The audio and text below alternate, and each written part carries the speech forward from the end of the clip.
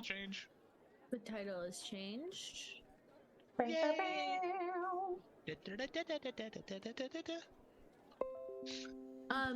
Your Video Ninja screen is sharing the stream though, Roy.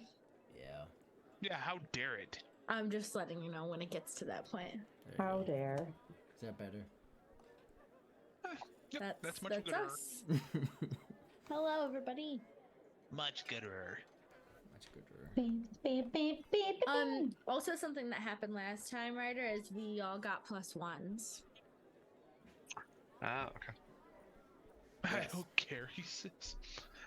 Oh. I wrote that in very big letters on the top of my little notebook. Oh, we may as well because I hop knew right I'd into it too. So, forget. Skylar, if you are sitting on the couch, come back to your chair. You're likely sitting back in that lava. Yep. There he Yep, is. the, Yep. the floor is lava. Stay away. Emerges- The emerges floor is from the lava. In all And seriousness, for Manda him says it the is. sound is rather low. For who, Manda? Who's the sound low for? I'll be across Maybe the all board. across the board. That was the same problem we had last time, actually. So Oh, I gotta turn up boosting the the- viewers. Yes. Let's turn up the viewers. Let's do a quick audio check. Bum bum bum bum. cool. You guys should probably make some noise. Checking 1, 2, 3. Well, let's do this. Let me turn this Hopefully it's not too I like that Jubilee's range is like this compared to what Zoom actually allows in Yeah. your microphone. actually had to tone her down because she is normally higher pitched than this, but because my mic won't pick it up, I have to be so careful about how high I actually go. Yes. So funny. How is that, everyone? You've heard from a couple of us. How does it sound? Mana. Well, so I just is turned it up better. on. Okay, well, let's turn. Ooh, Yeah. ooh, red zone right there. Okay. Went a little bit better. We'll go ahead and work through the announcements and all that jazz. So, let's go ahead and go video live right now. And, That's What it crazy. says. bam. I just rolled 2 nat 20s in a row. Oh, Wasting your good Wasting them rolls. now. Done yeah, gone what the now. heck? So Aw, you can now be dear. seen and heard. So hey there, El Hawk, Mystical. Glad to have you both here. So- Let's go.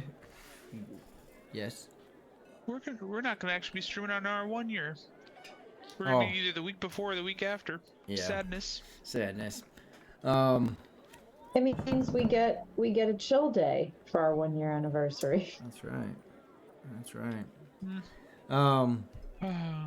So let's go ahead and kick it off real quick. Let's go ahead. We'll skip the character introductions this time. Awesome that TOA has been playing for a year, so completely cool with all that. That is awesome. It's pretty cool that we know what it's like to stream, what it's like to run in person, right? And keeping a group together for a year. Greyhawk Awakening's been like 3.5 years. TOA hit their 1 year mark. We hit 1 year next month. So that's pretty awesome to me to keep a group together like that. So good community. Tom, go ahead and do the recap. Yeah. Let's knock this guy out. So last session was session number 20, and we started off with still a lot of chaos going on. We heard monkeys bouncing on the tent, animals running amok. We heard many performers shouting. Jubilee heard a voice that said, "Remember, the contracts are done at night." So as a group, we headed to the main carriage for Morin, and we saw the main cast performers that were pretty much showing us that they're with us. They want to end the curse, and Vandalord called out to Morin Duke before kicking in the door of his carriage. Raja made the mistake of saying the rhyme to Jubilee, which caused her to go into a trance, and she entered Morin Duke's carriage, and Vantalord tried to stop her and asked Epsu, his deity, for help. And throughout all that craziness, he actually heard Epsu's voice, but it was between that and holy water that we were able to end the trance. Cricket found a whole bunch of scrolls that were sealed, 16 to be exact. Upon opening them, though, we saw 0 writing on them. They looked to be blank to us, and the ring that Ryu had finally started showing an inscription that said "First bound, then absolved, now absorbed." Finally, after doing some monkeying around at the ring and the contracts, trying to see it, we decided, let's just go continue looking for more Duke. We went into the main circus tent, took out 2 Spine Devils, 2 Hellhounds, still saw the scrolls were blank even after trying to kill some of the evil. And finally, we did do some text roleplay. Well, I did some text roleplay because everyone else doesn't want to join me. Ignatius stated that Morin Duke could only torment him in order to do bidding, but never truly entered his mind. Zahara gave Vantalord some information that Morin Duke isn't the only one pulling the strings from what she has noticed. And finally, she gave Vantalord a pretty dark fortune that darkness is hungering for him. And before we start, do you have? I'm pulling it up right now. Do you have the fortune that she gave him? Oh yes. Don't remind me of the fortune. So. Let me scroll up a little bit. Here. So during that time, everyone go ahead and pop into that Discord. You'll be able to see the text RP for all of our streams. In this moment, in this brief but minutes of quietness, with the barking of the hounds outside, a couple bodies laying dead here inside the tent, the scrolls in hand, as Tom said, with the ring and that inscription, Vantalord walks over to Zahara, the fortune teller, and she's flipping her tarot cards through her fingers, rolling them back into the deck, just flipping them through, mentioning that her crystal ball had been broken, so she can't actually give a vision to the future, which she has been known. Jubilee, you would know that she's decently accurate in her dealings with that. As you know, the enhancements that have been given to her enhance that specific ability. As she's flipping them through her fingers, one of them stops. Her body freezes. And she then speaks to Vantalord, saying that there always seems to be something driving your zealousness for purity, something deep within inside of you, and pursuing and pushing forward. Perhaps there's one inside. Oh, I was talking about the glass, that there's one inside that can be purchased. She can also use a glass eye instead of a crystal ball.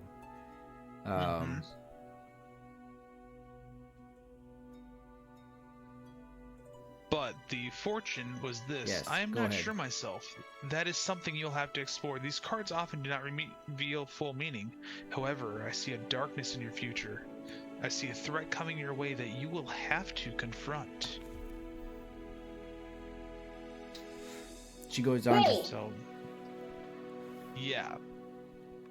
And that's where she continues going on, saying that unless I can get a glass eye or a new crystal ball, she really can't expound much upon it. and it is So, yes. Yep. And it is here that you all now find yourselves, with the ring, with the inscription, with the scrolls, with this slight interaction with a couple performers. You find yourself inside the back staging area of the tent.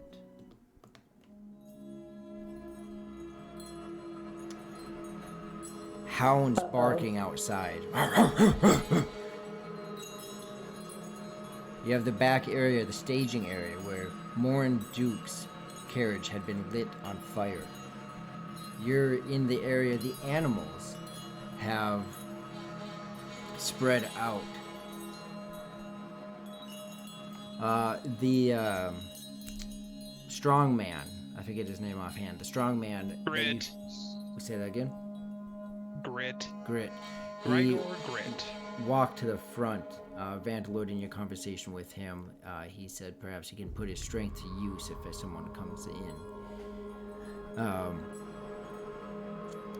What do you guys do?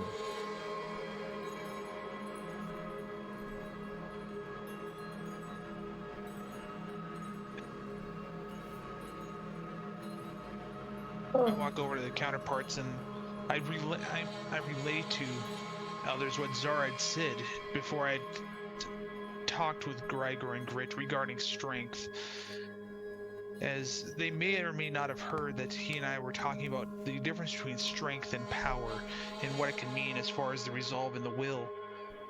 But I relayed to them that Zara did say that there is a darkness hovering over, whether she's not sure whether it's myself or the group, but either way we are gonna have to confront it. As I say that, I finish up and I look at each of them and I was like, we've shown that we can have strength in numbers, even over these last few days of knowing Cricket and knowing you, Jubilee. But when this time comes, I think our best bet to defeating it is by working truly as a team. You know, whether that be putting all of our resources into one massive attack, but we will definitely need to make sure that we are fully together. But do we think that this is circus related, or do we think that it's like something outside of this? Well, from what Zara did tell me, she doesn't think that Morin Duke's the final person pulling the strings. She thinks that there may be someone above him doing the string pulling. Well, someone has to have given him those powers, I think. I mean, we have been contemplating about a higher form. I think that's gonna be the biggest thing, is if we are to confront Morin and we do take him down, I have a feeling whoever is pulling his strings will be coming down on us. Who puppets So what the if we put- puppet master or something? If it's evil, what if we put holy water on the scrolls? And that's where it gets And difficult, then see. because I think from what we saw, if I remember, Jubilee was using her ability to kind of figure out different types of magic, and what was on the scroll, it wasn't like it was something evil. It was like there was some sort of spell cast on it that kept all the words from being concealed, like so that we can't it's just like an illusion sort of thing. So I don't know that holy water would necessarily break that, but if we had some way of like dispelling magic, I know we talked about going into town and talking to that person who has the corpse and is doing the autopsy. I don't remember her name. Athea. Yep, her. I don't know, perhaps she'd be able to get rid of whatever sort of concealment magic is on these scrolls. the hard part is time is limited. We're in the final hours of the circus being here, and we are about a mile to a mile and a half roughly from Athea, so we don't know what could happen in that hour time of traveling there and back. Everybody use your sense of urgency and let's just walk the mile really fast. It doesn't We take do that have long. another Well, we convert also talked to fight. about. Well, we don't have to fight them. Can't we just like get away from them? Well, I mean, either we're gonna fight them or they're gonna fight these people here, and more of them are gonna die. Talking with Ignacia and Zara and Grit in these last few minutes, none of them seemed really too sure where Morin Duke would have disappeared to, and I think that's going to be the key, is finding where he vanished to. You know what's interesting too? If he was really so powerful, I feel like he's scared that he's hiding. Zahara walks into your presence.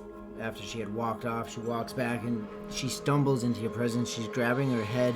Her hands from her head jerk out to the side in this rigid motion. Snaps down to her palm, holding the other cards.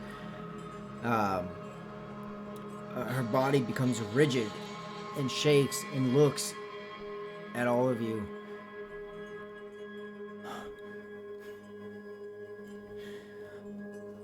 I don't know what it's telling me, but the darkness outside of this place isn't just a matter of the light and the moon. Those fiends are coming back. They're here. And of course, you can all hear a couple hounds outside. But she seems to be portraying that there's a deeper darkness that's encroaching on this area. Or that is in this literal area that you're in right now, that you are surrounded.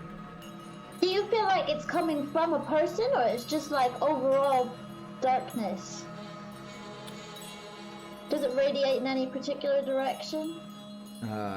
She holds her hands up to her head, and massages her temples, takes a breath, and she points to the staging area. I'm gonna start running. Do I hear anything coming from there that sounds different? Like, is there a distinct, I mean, without seeing it yet, but is there a distinct difference in sound from what we have been hearing the whole time? Mm-mm. Like, it doesn't suddenly sound like there's a whole army or something like that. No. Okay. You said she's pointing at the staging area? Yeah, back where the wagons were. That's where we came from, yeah. Did you say you started running that way, Jubilee? Yeah. I guess if I see Jubilee running, then I'll just Well, follow I'll behind. follow, yeah. Do you all go that way, or Rihu and Vanderwood, are you staying? I will follow as well. I'll be following, but first I look at Zara and I go, may you be safe. We know that this isn't gonna be easy, but we thank you for your guidance. And I She take off after Jubilee with my sword drawn. nods at you, and you can just see that whatever this is crippling her in effect. When you run out, you see that Mornduke's wagon is in fact still on fire. It has only been a matter of minutes, 5 minutes, since you guys were previously out here. With the wagon on fire, the closer that you walk towards that wagon and out here, Zahara also followed you. Still Don't you mean crippled. Zara, not Zahara? Yeah, Zara. Yep, that is too close. Zara runs out along with you. You can see as she gets closer and closer to the wagon, her body becomes almost more and more incapacitated. She's still walking, but she's less functional. Maximilian is out there. The two twins, Ignacia, is out there as well. Jubilee, your folks are also out here. As you approach closer and closer to the wagon, you start to hear loud... It's intermittent. You have these loud screams, these hollow, echoing screams at silence, and a whisper of screams that run through your head, Coming from the wagon? coming from the wagon. Oh, we upset something. Does it sound familiar at all? Like, does it sound like people being killed, or does it sound like something from another world? Like, what does it sound like? Make a...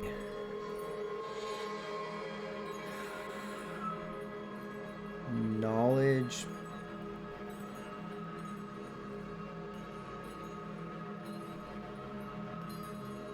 Well, you said otherworld. Make a knowledge planes check. Ooh. I don't have any bonuses, but I rolled a 19. Okay.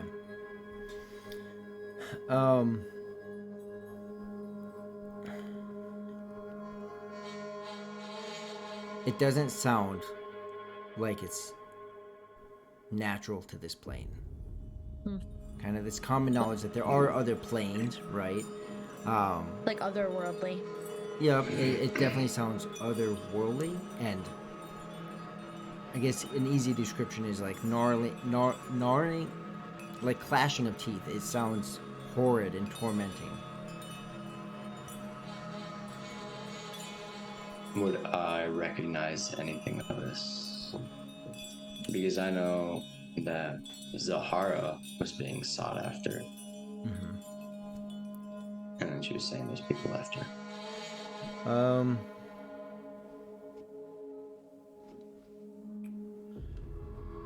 And you are from a different... Go ahead and you can make a knowledge planes check also. Oh, that's actually all negative one. 10. 10. Right. So you know what the sounds of being of the oppressed being whipped and all that. You recognize this, but or you recognize that, but this has like a weird hollowness to the actual voice, almost like a reverberation or an echo that's happening. It doesn't sound like what you're used to. Should we open yeah. the door? I'll point out to everybody what you said, and just this is clearly coming from some other sort of world or place of existence. I don't know if it's something to make us investigate further, or if it's just a after effect of some sort of magic that's left behind or something. Well, can I? Is my detect magic still up? I think I mean I know I can Minute? yeah, but you can just do it, Yeah. right? Yeah, it's a cantrip, so I can just Yeah, keep yeah. doing it because I want to see if anything is like updated. Mhm. Has anything changed? Type of magic, all that good stuff. As Okay. she's I look at her and I can kind of see her thoughts with all that. And I look at her and go, I'm assuming you're looking for additional magic. I'm going to start looking for evil. And I actually want to... Morin Duke's carriage is visibly on fire. And specifically, I want to target his carriage to see if there's some sort of, evil... like an entrance to another plane. We've got the mirrors that we've already encountered, but I want to look for some of that more in the evil realm. Okay.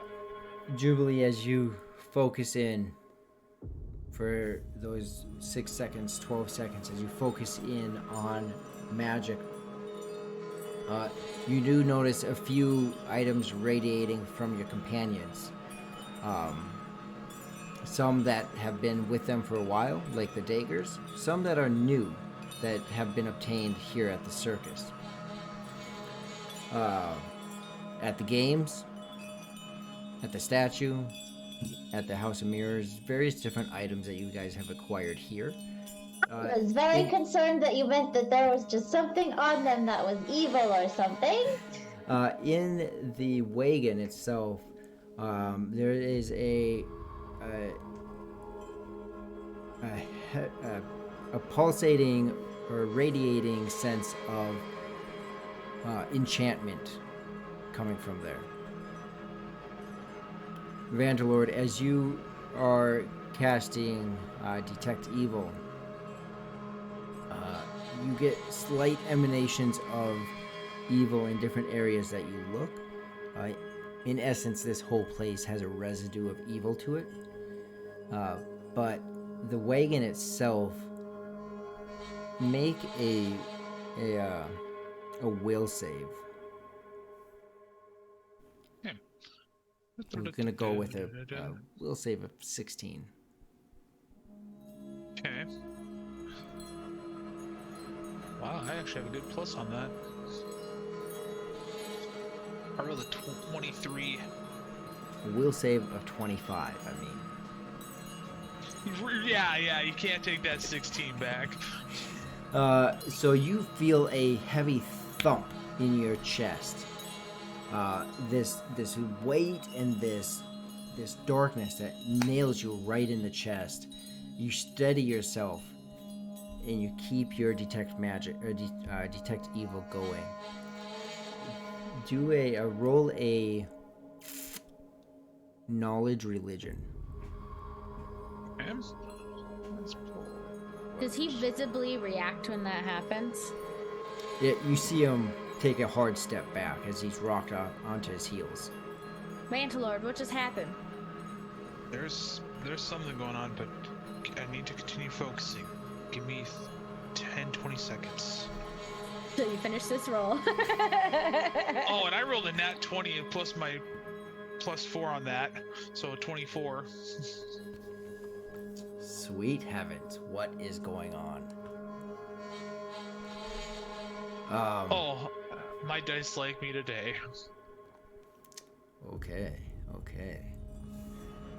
Wasn't expecting that, everyone.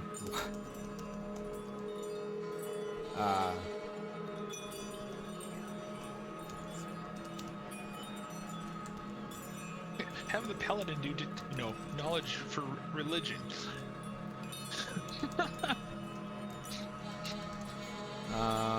Well, I wasn't expecting the natural 20. That's what I was okay. not. Okay. So as you do that, you hear Cricket, kind of in the back of your mind. You hear her asking, as you signal for a moment to still focus. You focus, and you remember This music reading is a very book. creepy. You remember reading a book. A book back when you were learning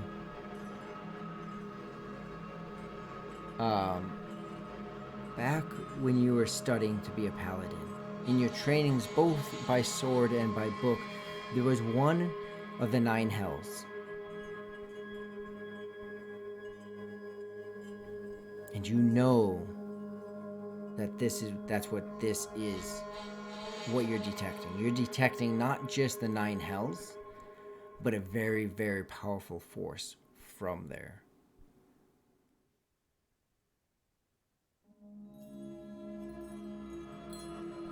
As they see me focus, anyone that's watching me, they're just beginning to see my face go just white. I look at Cricket. I don't know if this is the answer that you want. But when we talk about evil, there is not many people do studying of the different planes, the different layers of hell, but I'm sure you've heard of it. There are rumors of numerous levels of hell. Paladins, we study them because for those of us that are pure, we want to be able to keep this world safe from them. And there's something emanating from this that is definitely powerful. Something that I haven't heard of, but I can feel it. I think whatever Zara told us, we're close. Well, I sure as hell don't know how to fight something from hell. This is where I think, from what we were saying back in the tent, we're gonna need to come together as a team. Could this be related to the creatures we've encountered before as well? Of course, those were literal hellhounds, weren't they? She's. Oh, I think they're Ryu's talking about. bios. I think they're talking about those weird, like, spider things, remember? Well, those. Oh, yeah. Well, those too. And I like go over to the window and I don't want to just jump up and see, because then I'll be suspended in the air for a second. But like, I want to run over, and I'm assuming the window is not in full. There's that wagon is literally on fire, Raja. What the heck are you doing? Get Durability. away from me. So I want to like jump up. Oh, sorry. Go ahead. What are you saying, Skylar? I want to like jump up on the side and plant my feet on the side, so if I see anything like that notices me and comes at me, I can like jump off of the wagon. Okay. But I just want to take a look You're inside. jumping on a burning wagon. Crazy kid. Okay. I look at Ryu and I go, we've been fighting together the last month and a half roughly. I'm Raja. hoping that as we continue to fight together, we can lend each other our strength and our abilities. I know Cricket and Jubilee, you're relatively new. We were still getting to know each other. But so far we fought alongside, and I'll continue to be your ally. Just put everything we have into this final attack on We've the survived. circus. We've survived a few hairy situations before. I think we'll survive this one. You say that now. Each of Are you my are parents still like in a visible area? Yep. Each of you are conversing. You hear Vantalord say this. You exchange these couple words. Your parents are right next to you, Jubilee.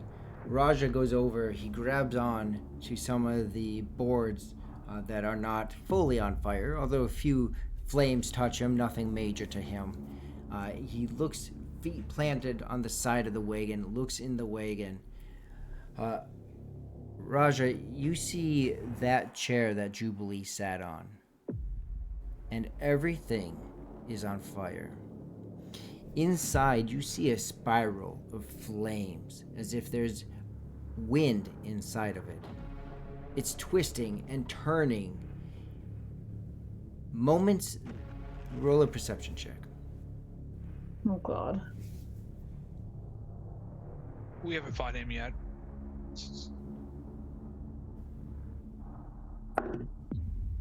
18.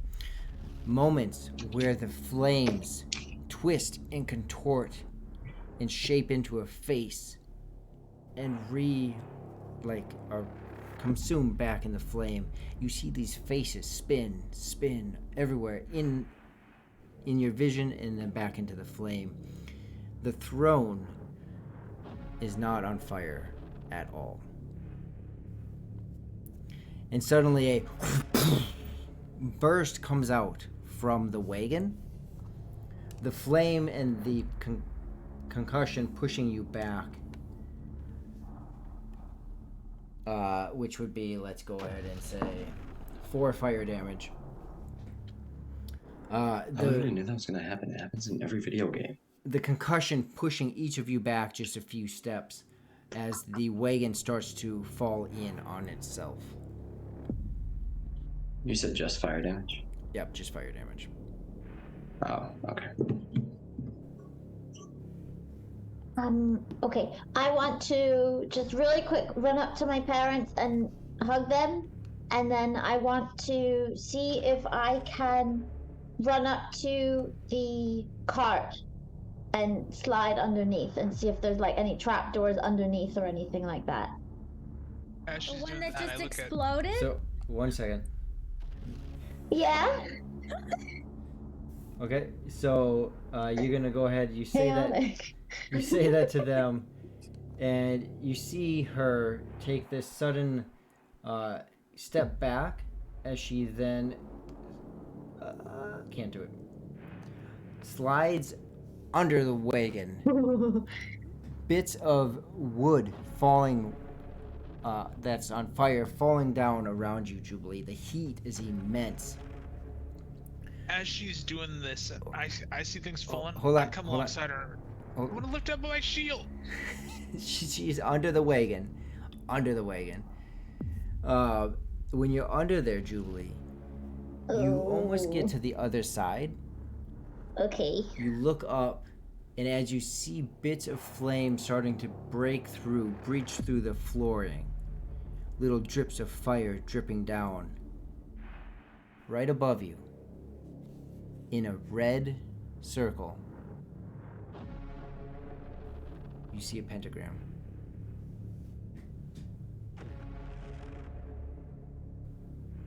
And does anything from the detect magic radiate while this is happening?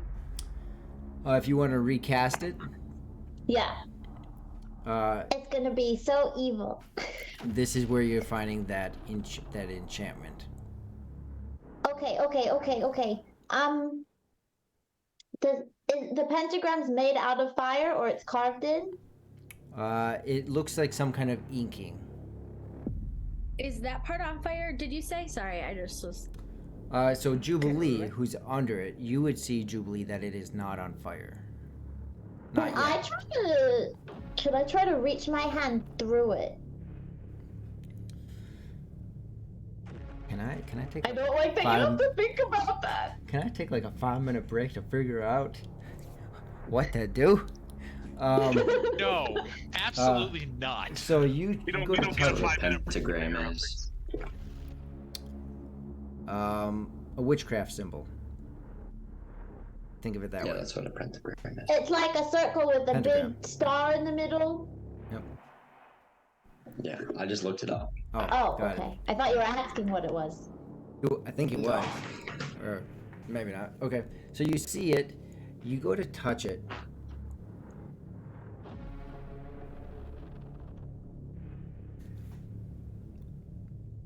Okay. Make a will save. Oh. Uh-oh.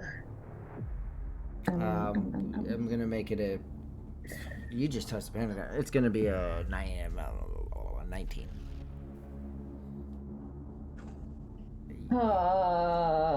Where's my will? Here we go. Yeah, pretty much, Patros. Pretty much. It is a dirty 20. Okay. You hear a feminine, powerful, strong, brutal, tormenting voice. You pick up these different senses as you're hearing it. It's a strong but very feminine but brutal in your mind. It says, Jubilee, you're not his. You're mine. And you pull your hand off of it. Who is this? Who am I speaking with? Oh, do you keep your hand on it to continue? Mm-hmm. Okay. You hear a laugh. Roll another will save. Oh god. Come on. I'm using a different die. I'm scared. DC, we'll go. You passed the last one. Let's go with 19 again. There's a 15. Okay. Your finger that's touching it slams your whole hand against the pentagram. Your hand is stuck to the pentagram. You hear the laughing and the chuckling. And you know deep in your soul that she is laughing knowing that you're stuck under this fire. And it sounds loud. This is a laugh no one else is hearing. Right Stop now, Jubilee, it! Stop it! Stop it! It's so loud! Stop, please! It hurts! Do they, if I'm yelling, do they hear me? They do hear you. Everyone Okay. does now hear Jubilee screaming this. What's wrong, Jubilee? What's happened? Get out from underneath there. Here. She's holding me here. At this point, I say I was still running towards Jubilee, trying to protect her from the flames. You know, I wanted to hold my shield up above her. Can I see what's going on? I'm trying to be down at her level.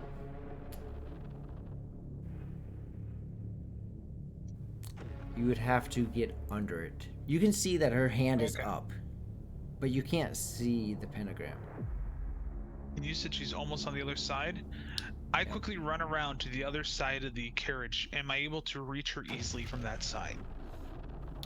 You could see like her ponytails. You're able to reach in with your little stubby arms and grab her ponytails. But as far I as look at being able to grab Jubilee. her hand or her shoulders, they're too far out of your reach without getting under there. Jubilee, I'm terribly sorry for this. Huh?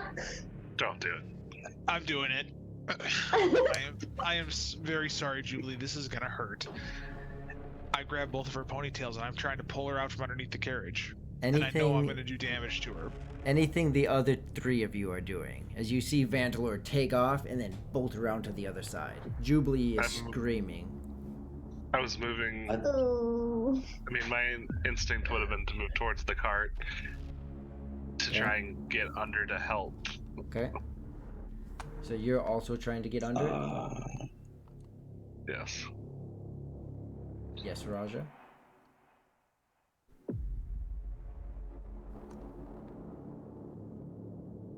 Hold on, I should say I'm moving towards the cart. I'm not going underneath it yet. And Jubilee, you're not on it, but you're under it. Yeah. Okay. Rihu, you're moving towards the cart. Yeah, and with the explosion, I mean, like, how much of the cart is still intact are we talking about here? Like, is it still, like, completely walled off? Is it kind of open? essentially where the windows and all of that would have been, the weaker part of the framing Yeah. blew out. And Okay. more or less the top then fell and is collapsing down and burning. Okay. Kind of like a bonfire when the walls finally I'd like break to, out and it just like, implodes on itself. I would like to go kick the door down. Okay. It's you're already heading to kicked the Not down. door. go I did in, it. just like So- we can see inside. It's collapsed. Yeah, so the whole roof has now Oh, the door's not collapsed closed? down. The whole roof has collapsed down. Like the door and the windows basically blew out and the whole It's- top is collapsed down. Raj, think of it like a pile. It's like a pile of wood just burning at this point. yeah, Yeah. or like the old barns that are just on the side. Well, in last session, I kicked the door in. We never closed it. Yeah. But now it's all just a big pile. Then I'll just stand in the door frame. Okay. So you're right here. Again, there's no door frame. That whole door frame is collapsed. It's broken. Everything is a big The pile. door frame is collapsed too. Big pile of wood right Okay, now. on then I will wheels. climb over the wagon. I'll climb on top of the wagon. Climbing You know on top she's of the under the bonfire. wagon, right? Yeah, but I don't. I care about Jubilee, but I don't care about that because Oh. the more people you get in a crowded space, it just makes it more chaotic. So you're going Okay. inside the fire instead. Trying to be on top of the fire to make it Yeah. heavier, so that way we have a harder time getting out. Got it. Okay. Yes. Bouncing Or back. so it collapses on top of her. You know. Okay. Or distract the thingy. So as you climb onto But the you fire, don't know about the thing. I saw the thing. what thing? You saw the. window. He saw The the chair face. and he saw the Yeah. flames turn to faces. Burn. As you climb on top, Raja, you start to feel that heat intensify. Right? You're not out in the air anymore. You're in the fire, so you start to feel that build up around you. So. We will say Oh boy. that will Mhm. cause this. Okay. Cricket, what are you doing? I'm gonna run over to the side where Jubilee slid under. And I guess the same place where Rihu is, Correct. and just try, like, talking reason to her. Like, what's happening, Jubilee? What do you mean? Who's talking to you in your head? There's this pentagram under here, and I touched it, and now she's laughing, and she said that I'm not his, I'm hers. You touched a pentagram. Why would you touch a pentagram, Jubilee? It looked like a nice little star under here. I don't know. I had a bad feeling about it, and I just felt like good to touch it because it's right there. And I'm just gonna yell, "Break the pentagram!" Break it? Use a knife. Break the symbol. Oh, Do you have okay. your sneaky dagger? Yeah. I'll take my offhand and like reach into my pack and Okay. I'm gonna try to carve my name over it. Okay. As you start to make these big swings, you feel Vantalord's hands start to grab your ponytails. Wait, You're doing graffiti. you're scratching frantically as you start to move down from your J, crosses, and you hit the edge of that pentagram. The laughing increases. The blade starts to turn red, Ugh. and you hear her say, Oh no. "It's funny, really, how he always thought he was in control. Isn't that typical of them, though? Right, Jubilee? Jubilee. Baby? No. Isn't that No, just no, no, no, no, wonderful? no. Oh, I love the taste of your fear." Your blade begins to turn beet red as you feel it start to push into the line. But then again, you don't even know what's happening to your parents right now. The whole knife turns beet red. You're almost through the line. It's starting to hurt. Do you hold the blade? Like scale of 1 to 10, how bad is it hurting? It's burning, blistering. You Can I hear my parents at all? don't know. I don't believe you. I don't think there's any. Cricket! Jubilee, you can do it. Can You you take hear my parents? 4 points of fire damage as your hand I begins to turn blister. around. Are Jubilee's parents still just hanging out in this little area? Looks like it. I am. They're fine, unwell. Jubilee. They're fine. They're good. They're all safe. Don't listen to anything she says. She's lying to you. Can I let go of the blade and try to kick my way through it? Kick your way through. Through the pentagram. Oh, Like, can I kick? So if I leave the Yeah. blade in it, can I kick the hilt of the blade up through it? there's you on the ground, and then probably another like 6 inches between you and like your hand is up against it. So Those are- I'm like a Roomba under the couch right now. There's yeah, that is a You're yes, a monster hiding under the bed. yes. I look at Jubilee. I'm like, I gotta pull you. This fire is getting hot for both of us. Her hand is stuck to the bottom. Can't you see that, Vandalord? She's not. You If can't be he, able to pull her yeah, out if by he her pulls hair. me, oh, well, I guess we'd have to let him do it to find out if it works or not. Yeah, and that's the problem. Is so I'm at the edge Okay, of yank it. my arm right out. Wood is falling. Did you hold on to the blade, or did you Yeah. let it go? No, I'm holding it still. Okay. You're still trying to push it through? Yeah, no? you said 4 points of fire damage. Mm-hmm. Jubilee, Okay. just push through. You can do it. Okay.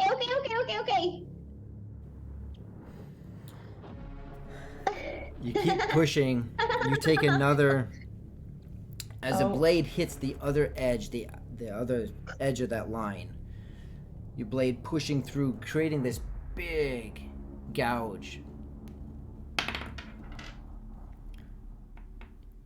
Your hand, visibly around the hilt of the blade, you see it, almost as if the motion, all everything going around has just slowed.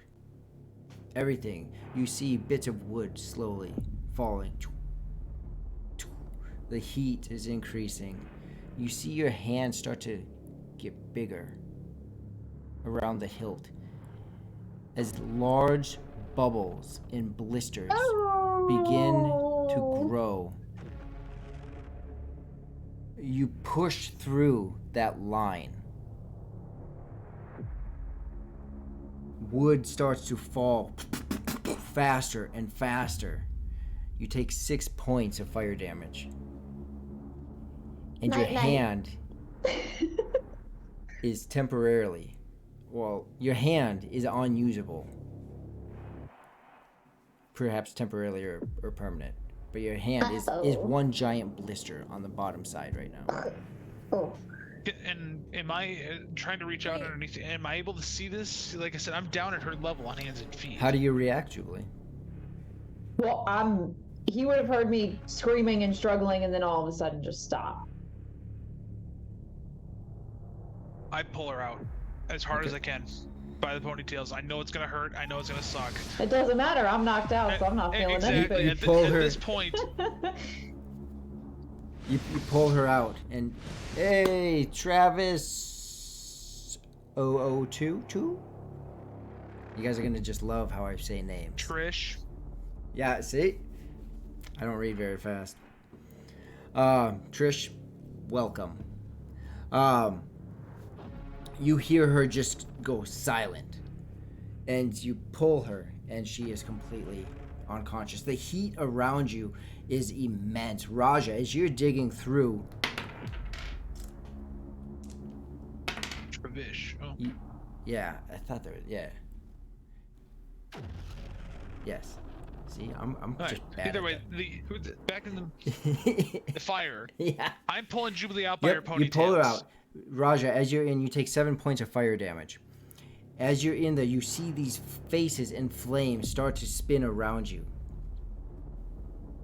You hear the voices screaming in agonizing pain. You get to that chair. By the time you reach that chair, you hear Vantalord pull Jubilee out. And you see that chair not burn, not break, but drop straight down and disappear as other wood covers the area that it was.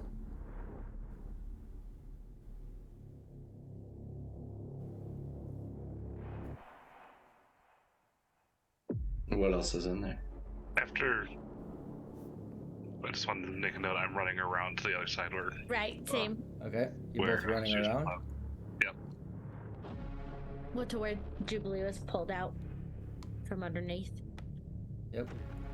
At this point, I'm working on getting her 5 or 6 feet away from the cart, and they can see me. Like, I am just crying because of the new friend. Like, I'm trying to vow to myself that my friends won't get hurt. No, I'm hurting. As I'm, Well, as I I'm- know that. You're unconscious in my arms, and I am very saddened about this at this moment. Get yourself together, and I'm just gonna slap Vantal in his face.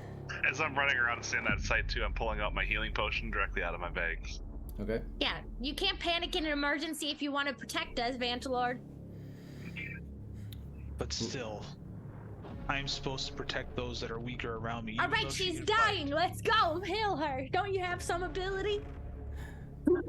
As they're screaming at each other, Shut Raja. up. Raja, what was it you? I'm a woman of action.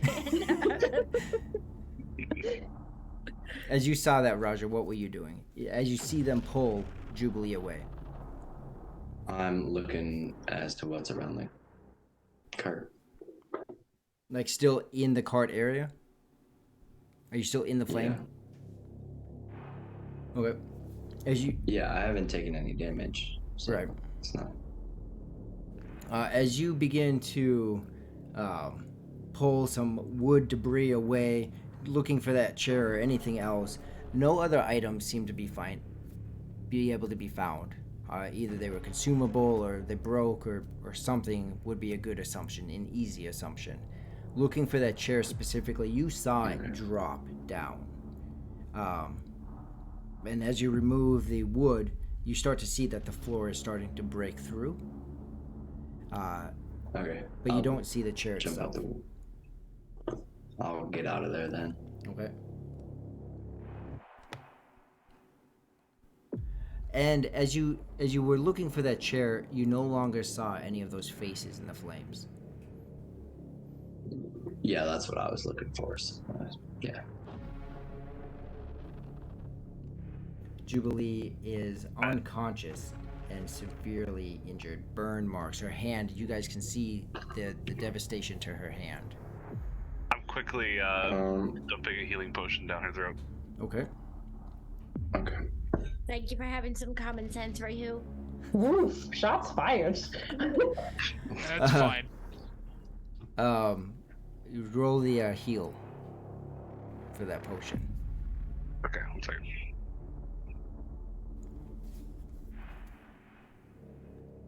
Does it have a roll? It just says heals 10 points of damage. Whoa, okay. Oh, So there it's you just go. plus 10? Yeah.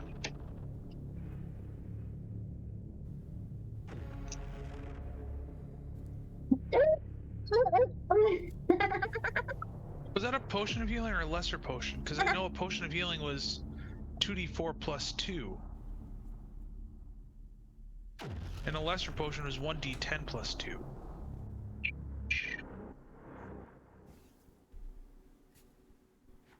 I just had it in my bag, says potion heal. And then it was. Just seeing if I have any notes on it. It was one of the expensive ones that we bought from the. Yeah, that should have been 2d4 plus 2. Okay, I can roll them. Pat draws. Just take the 10 points and carry on. Okay, I rolled a 3 and a 3 and a 4, so plus 2, 9. 9. I mean, there you go. Jubilee, your hand is still fully blistered. Does anyone have a glove? Oh, I said we cut it. Her hand And off? then heal it. What? What? No, the blister. And then you heal it after so that it closes. Chop her hand off. No, you drain it and then you heal it back up so it closes so there's no air exposure so that it can't get infected. The I mean, heat, your way works too, I guess. You're not supposed to cut open blisters. the heat from the wagon I is know, immense. Just cut the whole thing off. Cut her hand off. It's useless.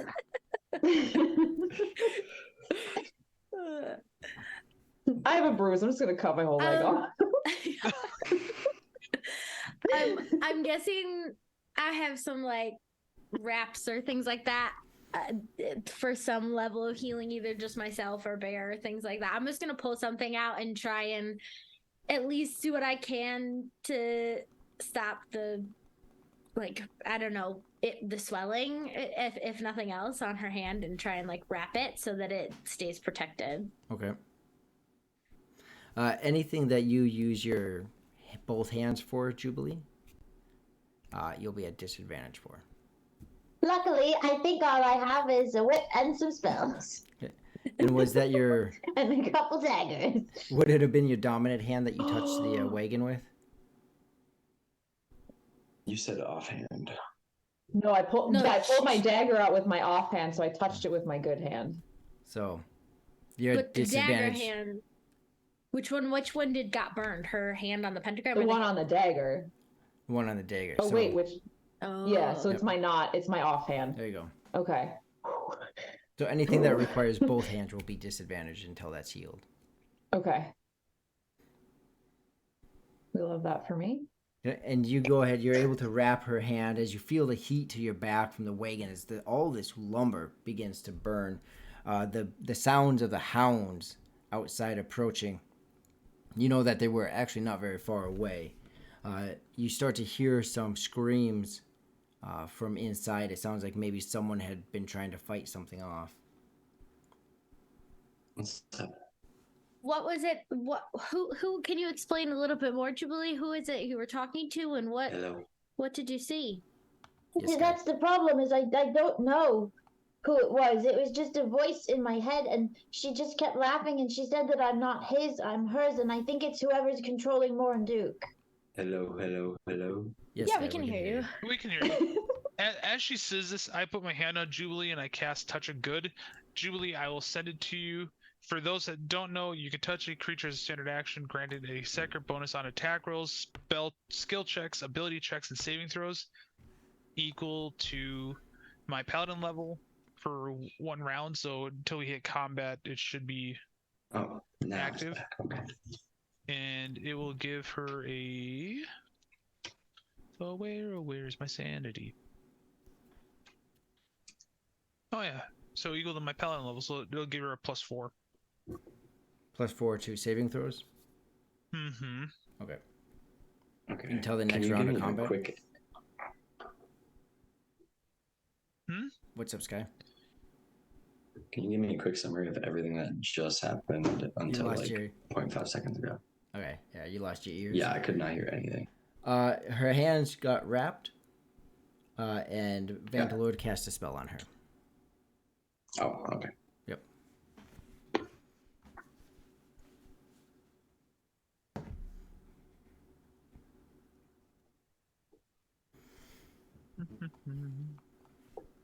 Ooh, cool.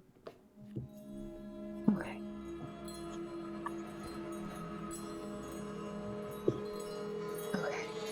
And Raja was possessed by a wombat. Nice pet. Did you say that you think that this creature, or person, or whatever was talking to you? You think that they are in charge of Morin Duke? Well, she said that he thinks he's in control, but she actually is.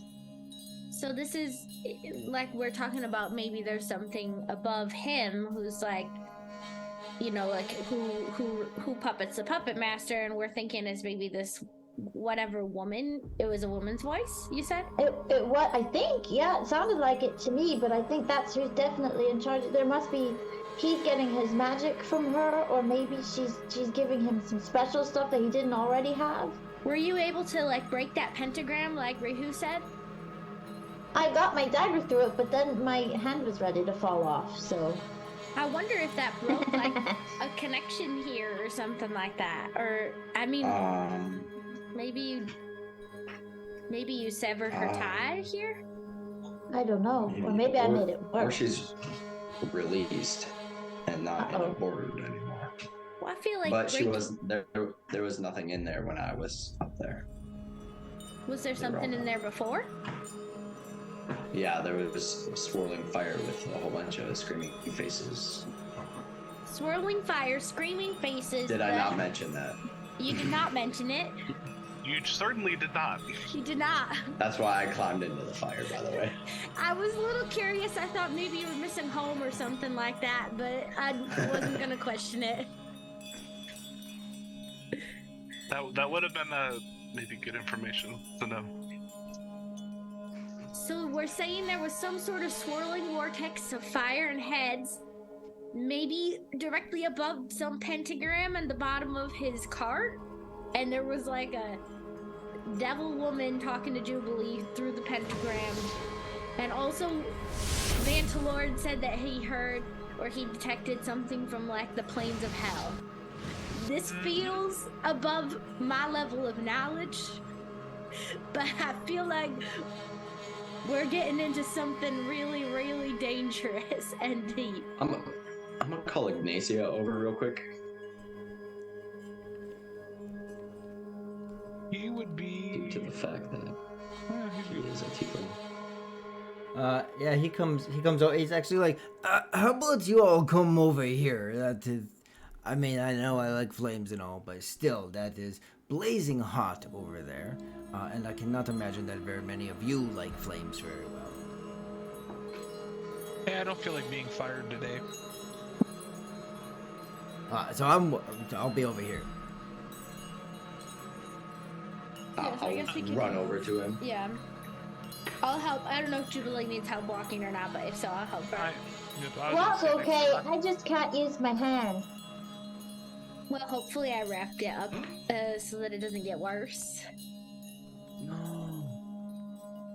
Is Ignacia's cloak fireproof? Along with my clothes? I should have Yes. thought about that. I would love to say no, because that would be absolutely hilarious. But considering where you came from, yes, your clothes are very, very. Yeah, they're fireproof. And his cloak is heavily resistant. It's not enchanted, but it definitely holds up to his axe. So nothing has happened to the cloak. Yeah, that would have been awkward if. Raja just suddenly was wearing no clothes coming out of the burning cart. But hey, because of his cloak, it looked like I was having a disco party in there. A disco party. Oh boy. Ignacia, do you know what that was? Or are you even from your home? Or from where tieflings come from? Or Are you even from your home? Well, I will just go ahead and dodge everything that I don't think you intended to say in that statement. Do I know what? You guys were over there. Yeah, so it turns out maybe there's some sort of demon from some plane of hell who was possessing maybe a part a of devil, this. not a demon, but yeah, I mean devils are there. I don't really know the difference, but yeah. When I went, No, go ahead. when I looked into the wagon, there was swirling fire, and there was faces forming in the fire, and they were screaming. Sounds like hell. And Jubilee I mean, found you a definitely heard pentagram. it too, but like, What happened? I didn't hear you. Oh, I said you found a pentagram. Oh, yes, found a a big one. Yeah. And a laughing woman inside my head, but also I feel like that happens to me on a good day, so maybe it's not that big of a deal. You see Ignacia step back. Or maybe it is. It is a A big demon. deal? yeah, you know, if we could just focus on breaking those contracts, that would probably be a really good thing, because I don't know a lot about that place, kind of avoid it, don't really like it. Morin kind of found me and extracted me, and probably why you haven't seen very many. And you can just see he's very uncomfortable with the subject. Look, I don't know a lot about that. I just know that when you mix everything you guys just said together, large pentagrams, swirling fire faces, voices, there's various different devils and archdevils and things that do things like that. Yeah, it sounds like a contract with the devil. Great. That's well. Okay, wait. So who has the contracts now? They're in Vancelor's bag, I think, right? We So told you to have them. if I broke the pentagram, then maybe the writing will have showed up again. Oh I yeah. was gonna say Cricket. I thought Cricket Oh, had all 6. Maybe I have them. All right. I don't have this responsibility. I have Yes, them. Cricket Okay. has them. All right, pull them out and open one of the contracts. Are they still blank? Oh. Yeah, I think there's some magic. The magic that's like keeping them hidden is different, probably from the actual contract itself. Like, I just don't know Yeah, how but to the get rid ring of it. showed the words.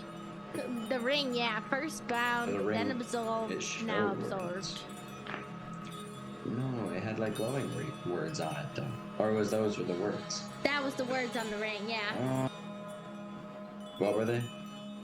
First bound, then absolved, now absorbed. Ignacia is absorbed. Or not Ignacia, Morin. I mean, it sounds like a bit of a contract, right? You're bound to a contract, then you're absolved of a contract, you're not held to it anymore. And then something about some kind of absorption, I don't know what that is. I'm just saying the first two make kind of sense there. And the last one she was absorb the absorb our curse? souls. You absorb the magic, or like It absorbed the chair. The chair just fell to the floor. I thought. Did I miss something? Did the chair not disappear? I thought it disappeared. Yes. Or did it just fall through the floor? No, it disappeared. Disappeared.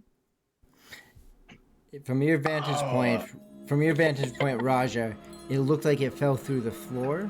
But then when you went to dig for it, two things you noticed. You noticed that the chair was never on fire, it was never burning, and that when you dug for it, you couldn't find it. That's crazy. That's silly. I definitely would have not done anything different. Never mind. And just because I wasn't here last session, you're saying I have the ring, right? Still. Yeah, you have Vantalord it, and has it, I thought. it glow. Vantalord Oh, has it? I thought Reed That's had right. The ring. last one you gave it to me, and I still have it. Yep, because I never gave it back.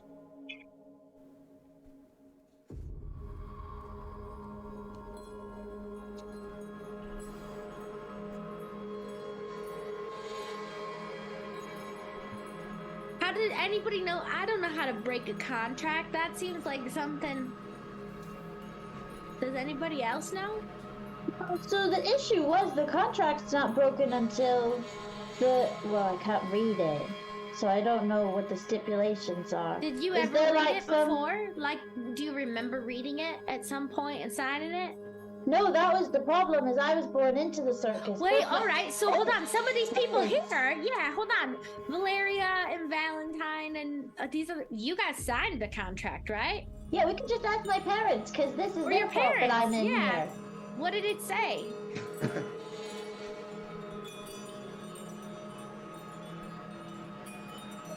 Admittingly, your mom speaks up.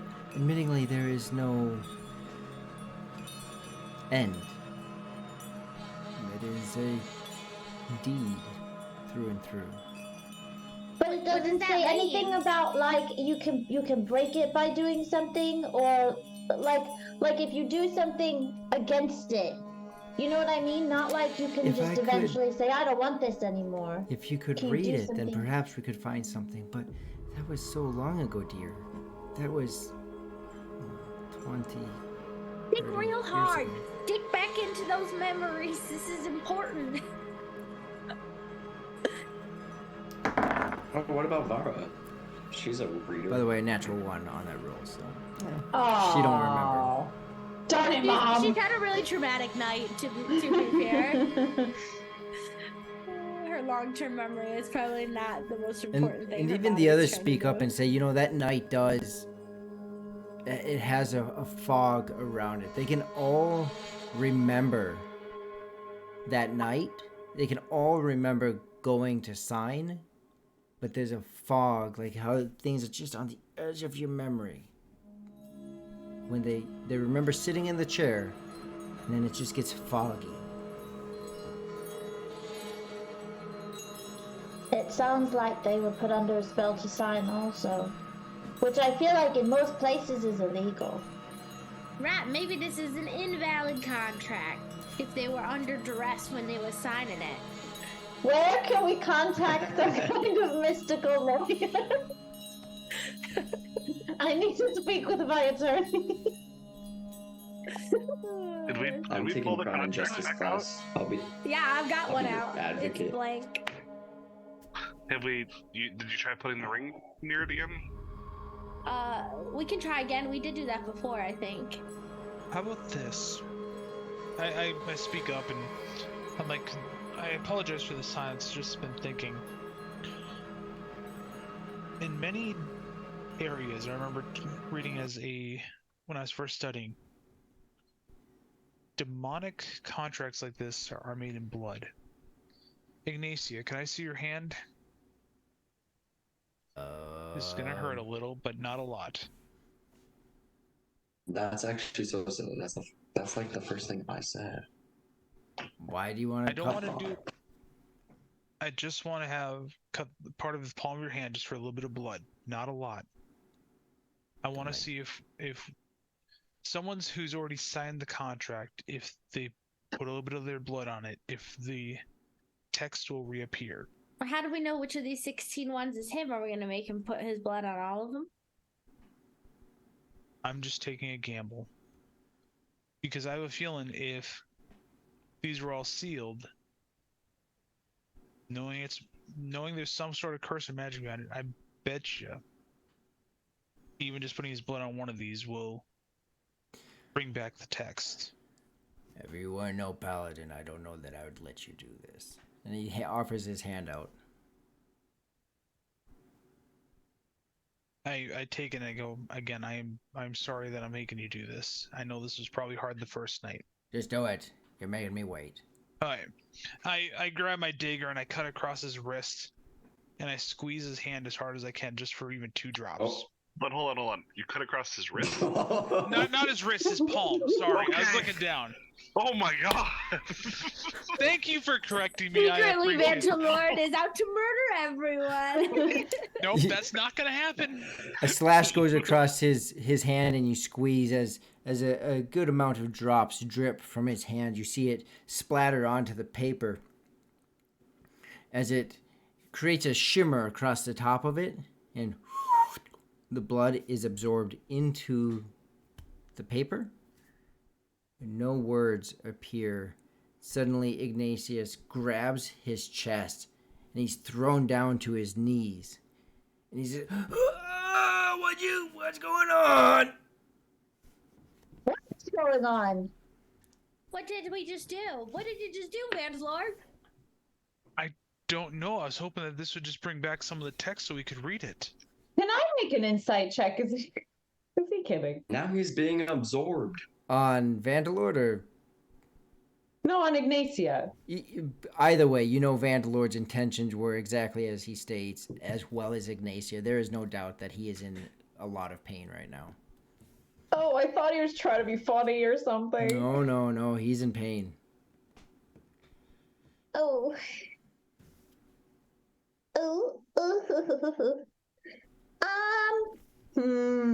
We're not doing well today.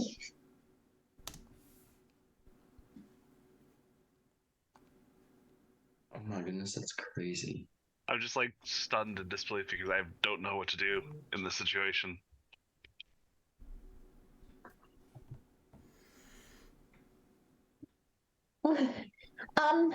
Wait, did you put any of the blood on the contract? Yes. Yeah, it got absorbed into it.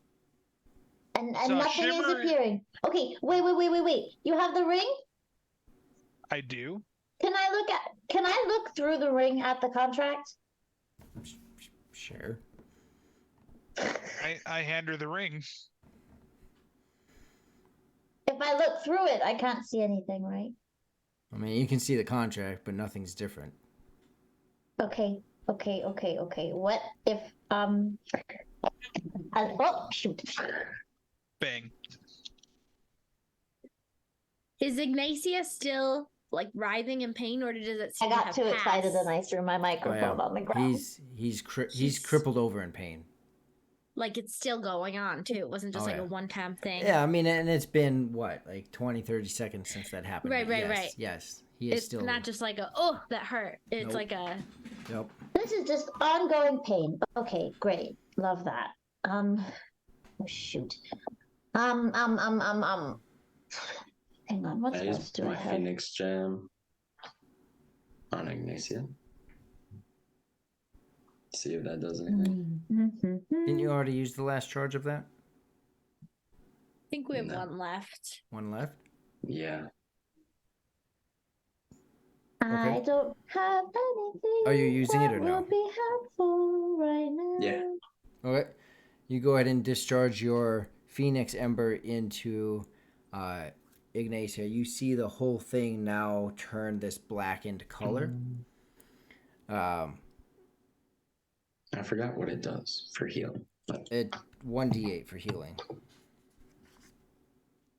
1d8, Yep. 5. Okay.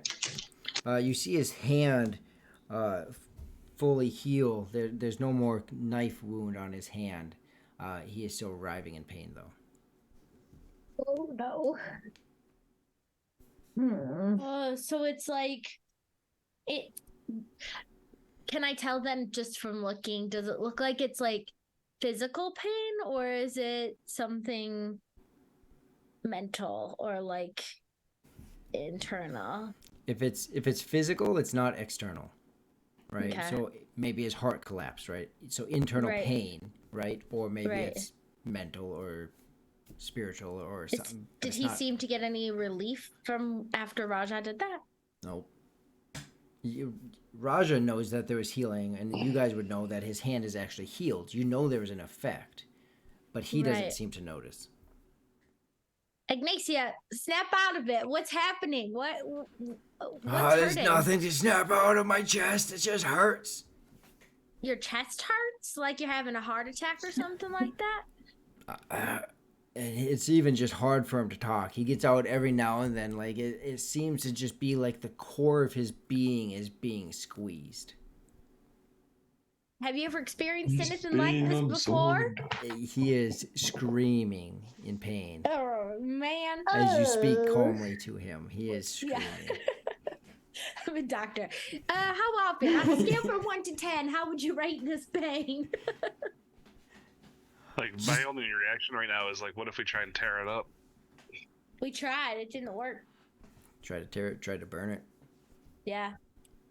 I'd like to yell at Ignacia Yeah. to let not him- turn into Ignacia juice on me and just live. Because the last bit of the thing said absorbed. I'm trying to break the contract, or get me out of here.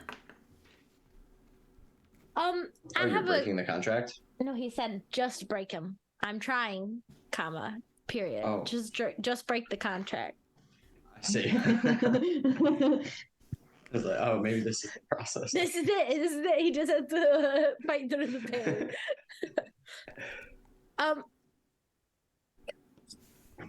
What happened to the dead bodies of the circus people afterwards? Were they just dead on the ground? They didn't like disappear, go up in flames or anything like that. Nope. feel like we just need to leave. But if we leave, then is that gonna help, or I don't know. Is it gonna make it worse? Well, I feel like that's our best chance at trying to like, if we get these contracts out from, like, we're trying to And also, discover. we needed to go to town anyway, right? Because that's where the person was that would probably be able to read them anyway. Right, and also I think we're just like we're trying to figure something out when we're in his domain or maybe her domain, I guess. But like we're trying to understand all of this while we're sitting here. And I know. I have one more idea, and no, it's not going to involve Ignacia. We have 3 or 4 dead performers that are probably still bleeding out, including the 2 that tried to hurt Julie's parents in front of us. Yeah, what's your point? Why don't we go and try spilling some of their blood on numerous contracts to see if it actually lights up? Because maybe this wasn't Ignaci's contract. Let's try using some of their bodies. Right, So we yeah. can just go through all of them and just like bleed on everything, baby. It doesn't hurt. It doesn't hurt to try at this point, especially if it's with someone that's already dead. And also, I don't feel bad about them being dead because they were mean. I kind of figured. If that doesn't work, I think we should go maybe talk to Thea. Or maybe one of the clerics at the temple. Jubilee, you know how Probably you a left the DM. circus, like left the grounds of the circus? Uh-huh. Did it like hurt you or do anything the first time you had to do that? I think it just, no. I know I just left. I'm bound to the circus. They can always find me, but it didn't like hurt to leave the grounds. I think this is a great idea to do what you just described, but also afterwards, can we just like get out of here and escape with all the people, like all the circus performers? Like we'll figure out what to do when we get into town. But can't we? Yeah, we can. Yeah. I mean, at this point, right? They've all been like attacked by their own guards. I feel like they're probably more willing to follow us and get out. Yeah, kind of I'm at kinda this thinking point. that. Are we going out the front? Well, right now, I think we got to do the contract thing. I think that's a good idea. Yeah, but we got those Yeah. couple guards out front. Or we could go in the back, and the guards are honestly probably gonna hunt us down. Like, Well, we're in an area that the only way to get in and out of is through the main tent. true. Let's go. Yeah. Can I go? Can I run farther than everybody else? Because I'm not gonna do anything with the contracts. Because that's just, I would do nothing but stand there. I'd like to go do some reconnaissance to see how many guards are left. If they're outside of the big tent or if they're in the big tent. Like, I'm gonna open the folds to the big tent, check, go in. Maybe Well, you I can guess there's the other maybe you can performers, hold them off but- a little bit too while we try and do the contract piece. Jubilee If probably there shouldn't is get only one. engaged. Jubilee probably shouldn't get engaged in battle. I feel like right now. Right. I meant I shouldn't get engaged, and I was gonna say, well, what if I really love somebody?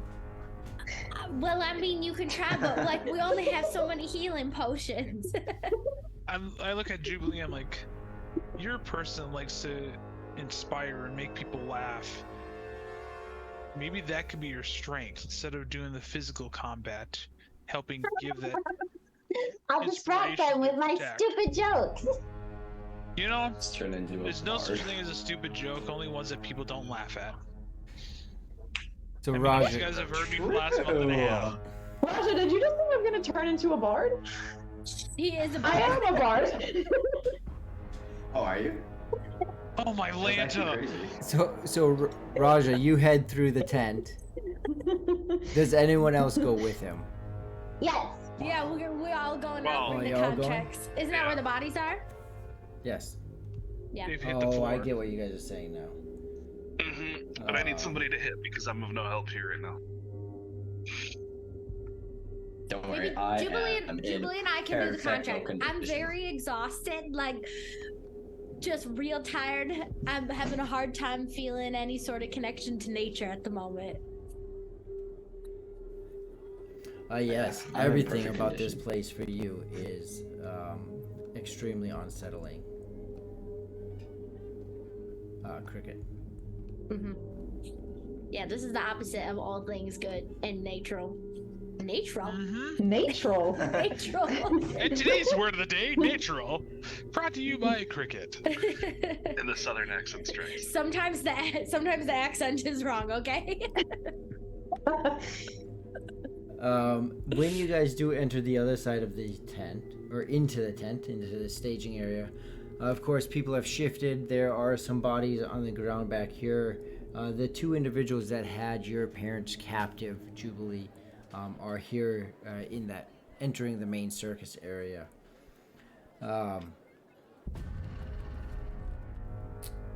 As you pass through and people are trying to collect themselves, all the performers that were in the previous area, they've come back to this area. They're all sorting through here. Some of them are following at a distance. Most of the contracted performers are following at a distance. Zara, the twins, Maximilian are holding back a little ways, but clearly following. Raja, as you step forward into the main center area, there's a couple big platform poles that you look behind, and you do see two individuals that are up in the stands. One is Grit, the strong man, and another one is just another individual that was like a stagehand. From one side, you do see as in Spine Devil, and I don't have one. Oh, it's right there. There we go. And a Hellhound enter in. And that's the only Spine Devil in the area. That's the only one you see right now, yep. I'm gonna run after that one. Rihu, you made a comment about fighting. Are you following him, or are you staying back with the contracts? I'm right behind him. Okay. I look at Rihu. I was like, you want me to run with, or do you want me to protect Jubilee and Cricket? We're fine back here. Be fine. Don't worry about me and my hand. Let them focus on the contracts. Let's take these out. Okay. This is my strong hand. Take my strong hand. Alright. So the three of you run up. And go ahead, and we'll start with Vantalord. Roll initiative. Roll the 4.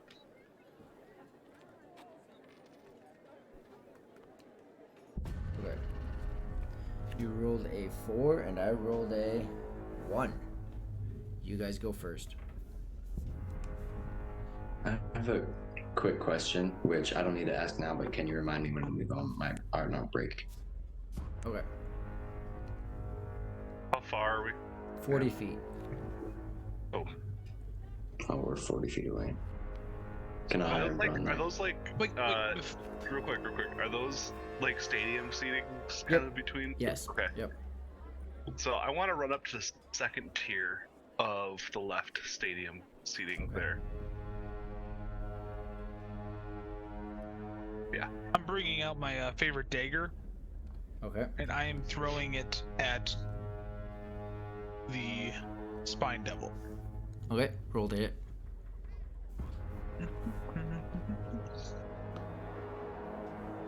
$16 plus. I want to say this is that crazy. Oh, I have a +9 on that, so I rolled a 25. Okay. Flips end over and sticks into the Spine Devil. And that's my teleportation one. Yep. So it sticks in, and suddenly you're right by the Spine Devil. And 1d4 plus 5 damage. Sweet. As you pull And the I rolled dagger max out. damage for 9. 9 points of damage on the Spine Devil. Yep. Okay. Perfect. Raja, what do you do? I'll be next to the Hellhound because I do the best against them. And you have how much movement? 60. You're dashing also. Yeah, or else I can't get there. So. Oh wait, is it 20 feet or is it 40 feet? It's 40. It's 40 feet.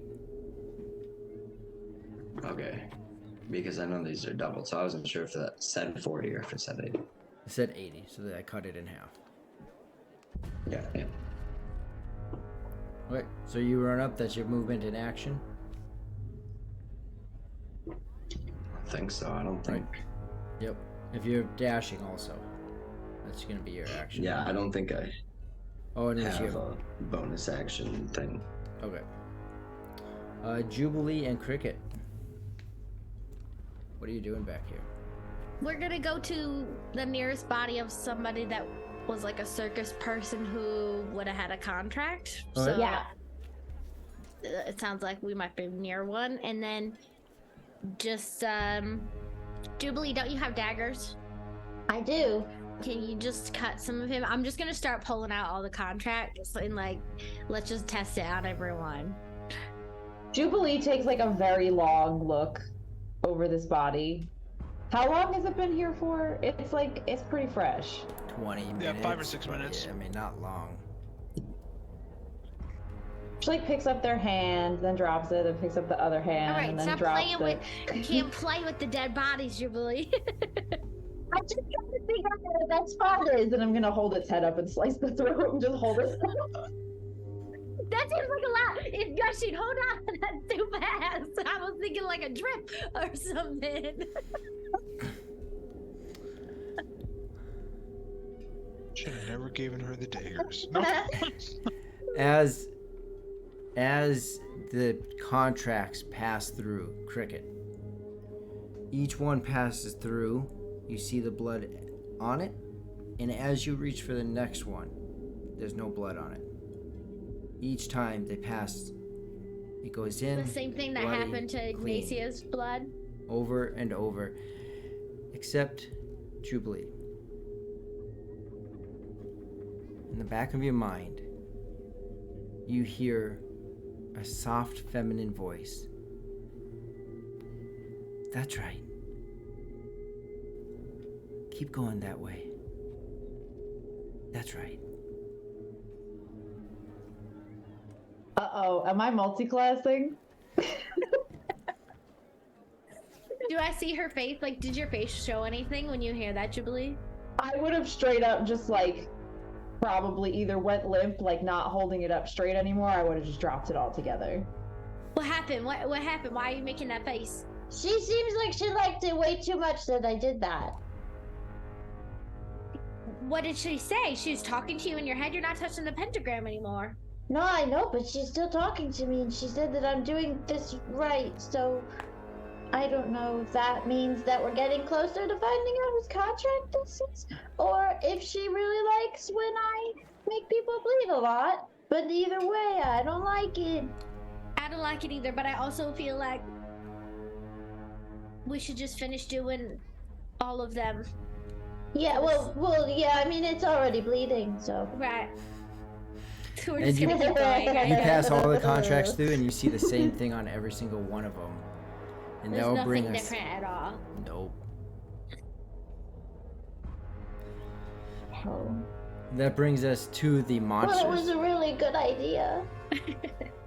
The Spine Devil is going to attack Vantalord. He is going to take his 2 attacks. His first one definitely misses. He goes in to bite at you, Vantalord. You're able to just push off to the side, pushing his head off, blocking it completely. Second one.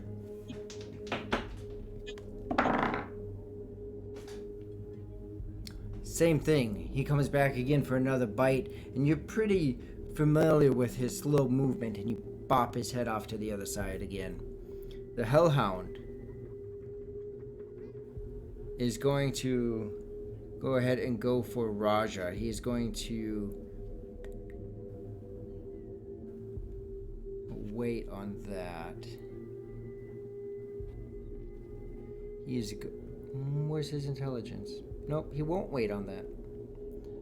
You're gonna see him taking a deep breath as he hunkers back on his feet. He'll Silly step boy. off, and he will.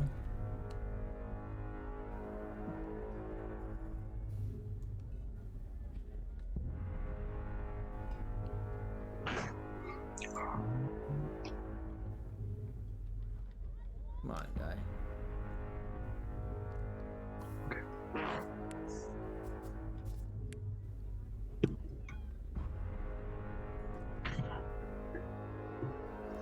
Only strike at Raja as he releases his breath on you. You got to make a dexterity saving throw. A reflex Reflex? save. Reflex save. 18. You dodge the flames. Yeah. Do you? Because I have that evasion. Well, so yeah. Which makes no, it so no I take no damage. damage. Yep, a big burst of flame goes by you, Raja and Rihu, splitting in between the two of you, causing no damage to either one of you. And that is where we will take break. Ah! This session is royal. So we will be back in Okay. 5 minutes. Just to give you a little teaser for when you get back. Yeah. We're about to have somebody coming down from the top ropes. Oh, was I on the starting so- screen this whole time? I sure hope not. No. No. No. No, it's been good. Okay, perfect. Okay. So Somebody my- would have told you. Everybody's like reacting to what's happening. If it was just our voices, they would have been like, Murray. Perfect. Well, we will be back in 5 minutes. Stretch your legs, get a drink, and be back to see someone jump off the top. So, are we going to do? It's not on the individual break screen. initiative Oh, yes, so now it is. Okay, good. It wasn't on the break screen. What's up, We Sky? do. Eventually, are we going to do individual initiative eventually, or should I stop like adding stuff to my initiative? I would not add to your initiative. Okay, because I have a +5 from one of my feats, and then we did that initiative, and I was like, oh. And then also, I just realized Ignacia cannot be cauterized because he is literally immune to fire. His wounds cannot be cauterized. I gotta find out where I put this music. I used a music file that I don't normally use. There it is.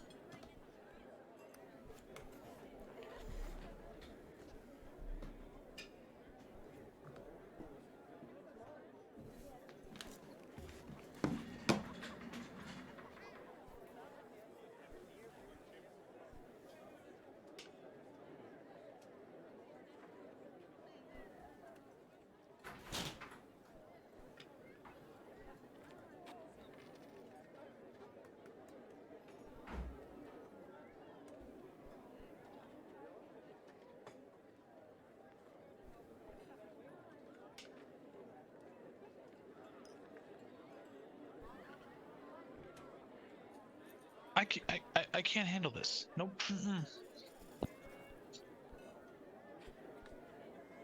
Jubilee causes nothing but chaos.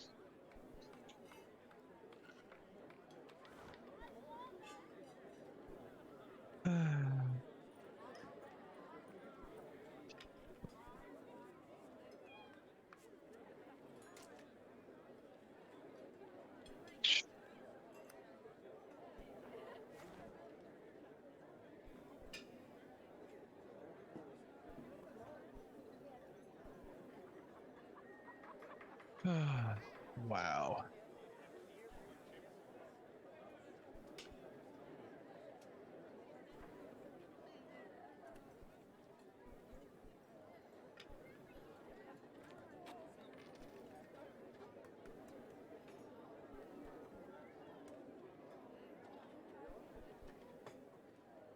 And of course, you just have Rory laughing at it all.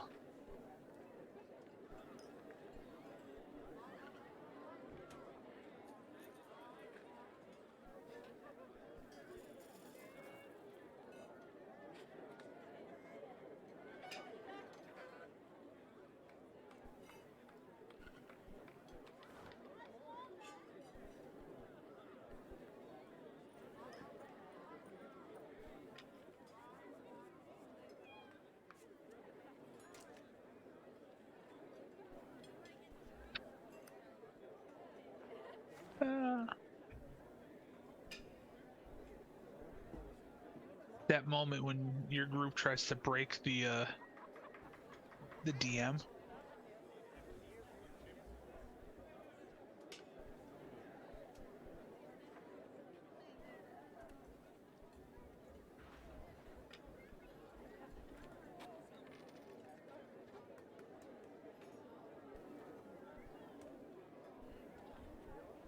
Or when Roy gets back, he's gonna have to fix the cameras because Jubilee and Cricket both turned their camera off.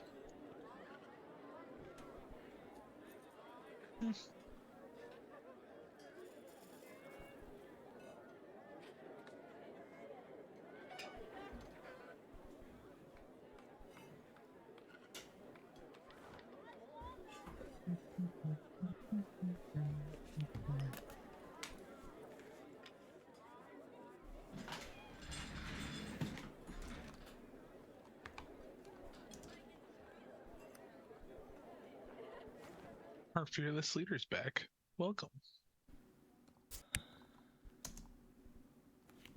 I feel sorry for John. You feel sorry for John? Why?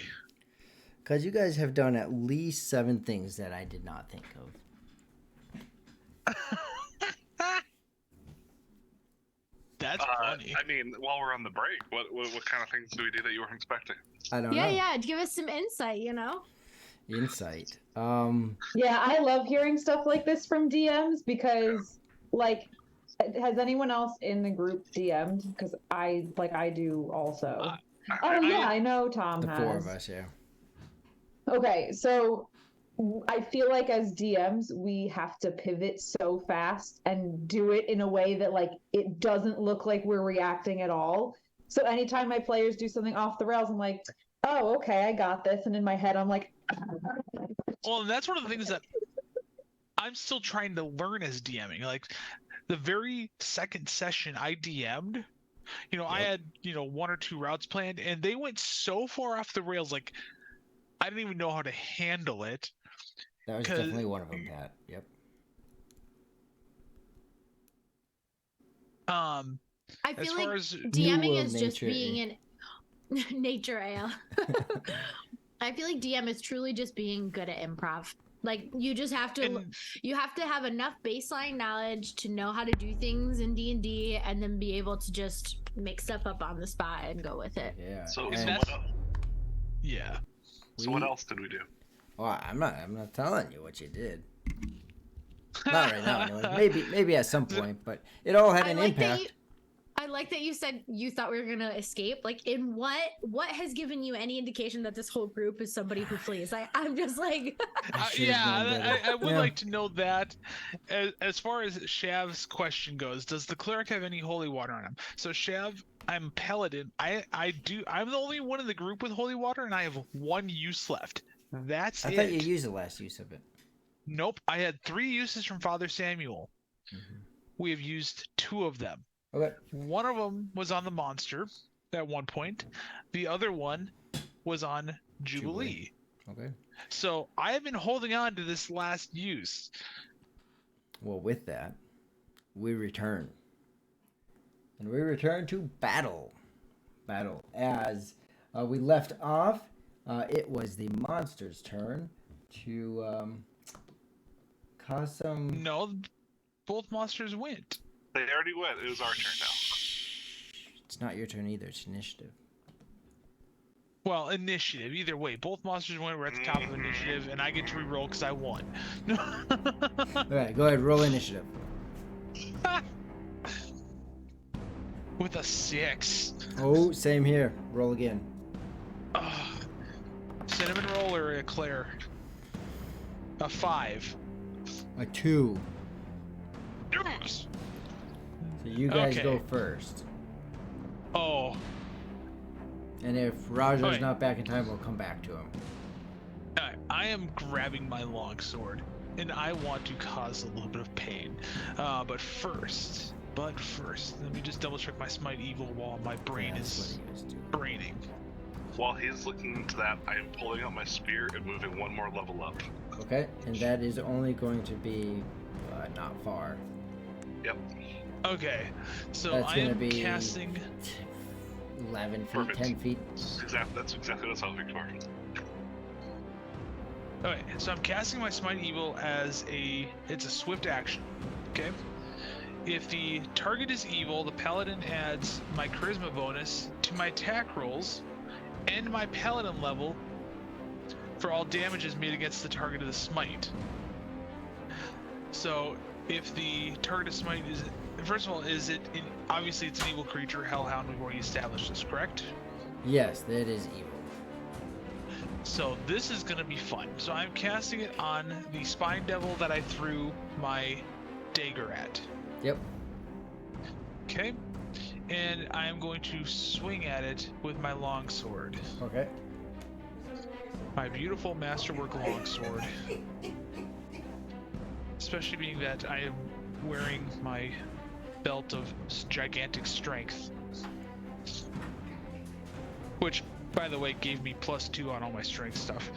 And 16 plus 9, I rolled a 25. Let's revisit that, what you just said, but at another time. The belt thing. We gotta revisit the and my belt thing. paladin. You're muted. Yeah. Yep, we gotta revisit the belt thing at another time, but Yep. we'll come back to that. Oh, the belt thing's only good for an hour. I put it on when it, Got it. so Perfect. I have 1 hour. Got it. Okay, that answered my question. Okay, so you Yes. strike. What was your roll to hit? So I rolled a 25 total. Yeah, that hits. This thing is big So- and in your face. It's not hard. Oh to yeah. hit. So the smite, I'm gonna be. I'll just roll a regular, the 1d8 plus 4 first. Where's my d8? And I'll start. So that's a 6, a 10, and this double check sanity. Figure out this. So on the first successful attack, I do 2 damage points per paladin level. So it'll be 8 for the paladin level, Okay. and my charisma +1. So it'll be 8, 9 plus 10, so 19 points of damage. 19 points of And now- damage. Yes.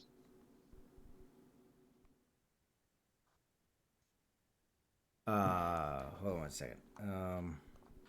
And I also get a deflection bonus now for any attacks to add to my AC. So now I just got even harder to hit.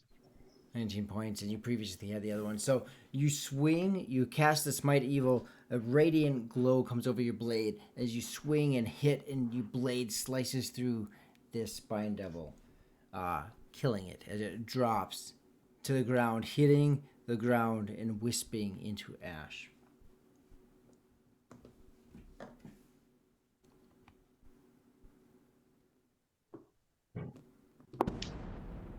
Okay. I reached down and grabbed my dagger that was probably still sticking in the monster.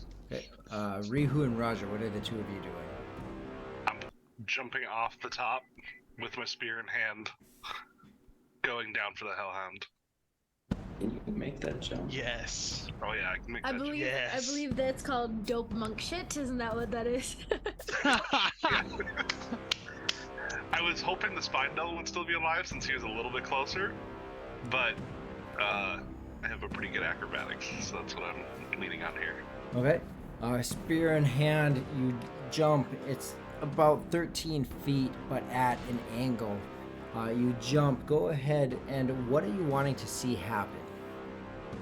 Like, what's your goal So, with this? Yeah. So I'm hoping to jump off with like the spear in my hand, right? And I just want to come down directly on top of it with the spear and myself. Okay, go ahead and roll an acrobatics check, and let's make that an acrobatics of 1 second. It's a small. I mean, it's not the Spine Devil, right? That would have been huge, like a big Yeah. creature. That's why I was hoping it was still alive. Yep. So we'll go ahead and go with a 19. Okay. All right. I just roll and just get. That's including your land and all of that. Mhm. So I rolled a 16 with a plus 10, so 26. Yep. So you land with one foot on its rear end as the spear rolled a hit. Okay, it was a 17. 17 on the Hellhound. Your 1 foot on its hindquarters hits as the spear hits the spine or hits the back of the Hellhound. Driving through, the spike of the spear hits the ground as your other foot sets down softly, using the spear as your balance. You see Rihu Raja standing, 1 leg on the Hellhound, spear through its back, 1 foot on the ground. Roll your damage. Okay. Hold on. So I rolled a 6 with a +2, so that's going to be 8 points of damage. 8 points of damage. Your spear goes through it, causing it damage as it then is metal, Yeah. as the bottom half seems to melt off, clearly causing damage to this creature. But now your spear is broken and the shaft melted off on your end also. You have a staff now, a metal staff. It's okay. Perfect. Nice hit. Raja, what do you do? I'm going to attack it with my Morning Star. Okay.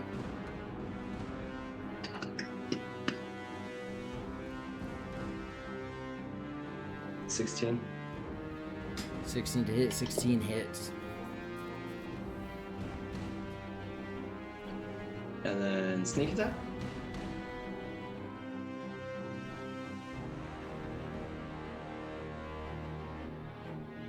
Would you say it's not able to successfully defend itself?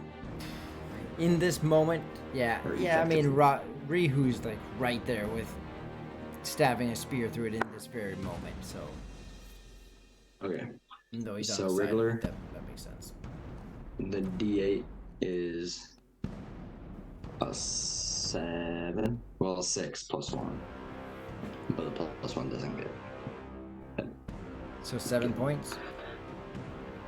And then 2d6. 6. 6. So Okay. 13. Perfect. And that takes us to you ladies. What did the two of you do? So we've gone through all 16 contracts with this dead body's blood and no reaction to any one Correct. of them specifically, right? Correct. Jubilee, have you actually like touched all of these individually? All of the contracts? Yeah. No, do you want to hand them to me and I'll just flip through them? Right. I'm wondering if like maybe your own contract will like react differently if you're holding on to it. Okay. So I'll just hand them to her. Okay.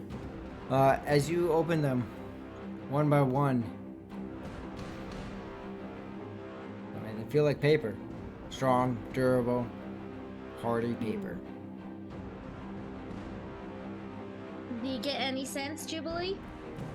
It doesn't feel like anything really, it just feels like paper.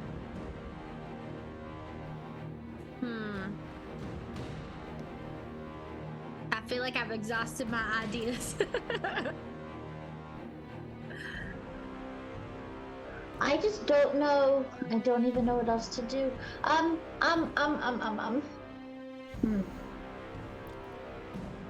nothing happened. Nothing happened when we brought it over to the cart. Nothing happened over there while it was hot. And I looked through the ring and nothing happened then either. And now we bled on all of them and nothing happened. And I think that we really just have to go into town and see if there's somebody that can try to dispel the magic on these. Yeah, I'm thinking that might have to be our only chance too. I wonder, isn't there one of your like fellow performer friends who's a fortune teller of some sort? Yeah. Weren't the guys just talking to one of them? Mm-hmm. Do you think she has some sort of ability to like, I don't know, who was it? Zara, right? Was that who it was? Yes. Is she near us? Because they came in behind us, right? All of the other people Yeah, from outside. they're still back in the staging area, kind of lagging behind, but yeah. Zara, come here and maybe you can provide us some insight to these contracts here. Okay. She's gonna make her way over there. As she does, let's go back to, well, I guess the monsters.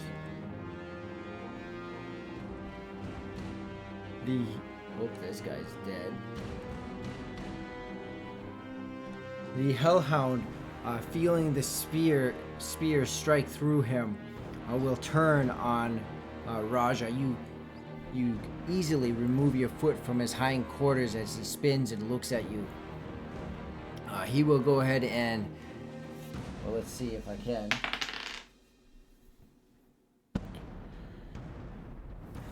You see his teeth smack together over and over as he backs up, taking a couple deep breaths. You see him lower his front end as if he's about to pounce to jump on you, when suddenly he pulls back, taking a deep breath. Raja, you can have an attack of opportunity on him. He is leaving your area.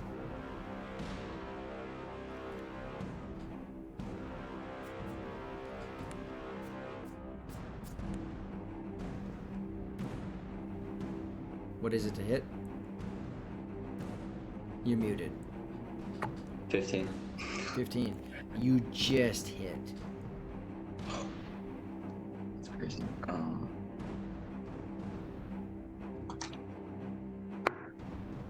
6 damage. 6 damage. Okay.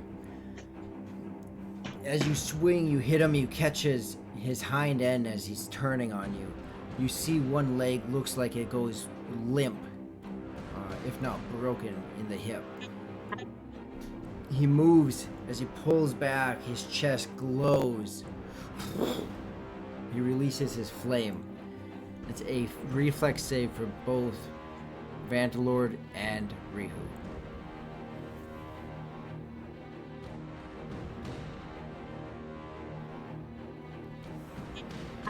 Here's my reflex save addition. Roll 17. Okay.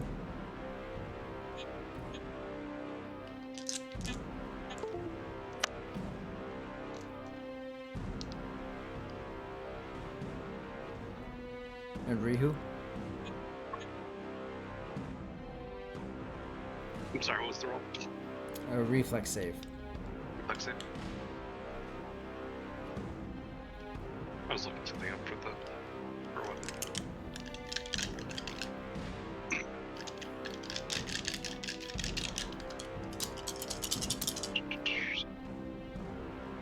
21. Okay. You both save, so you both are going to take half damage.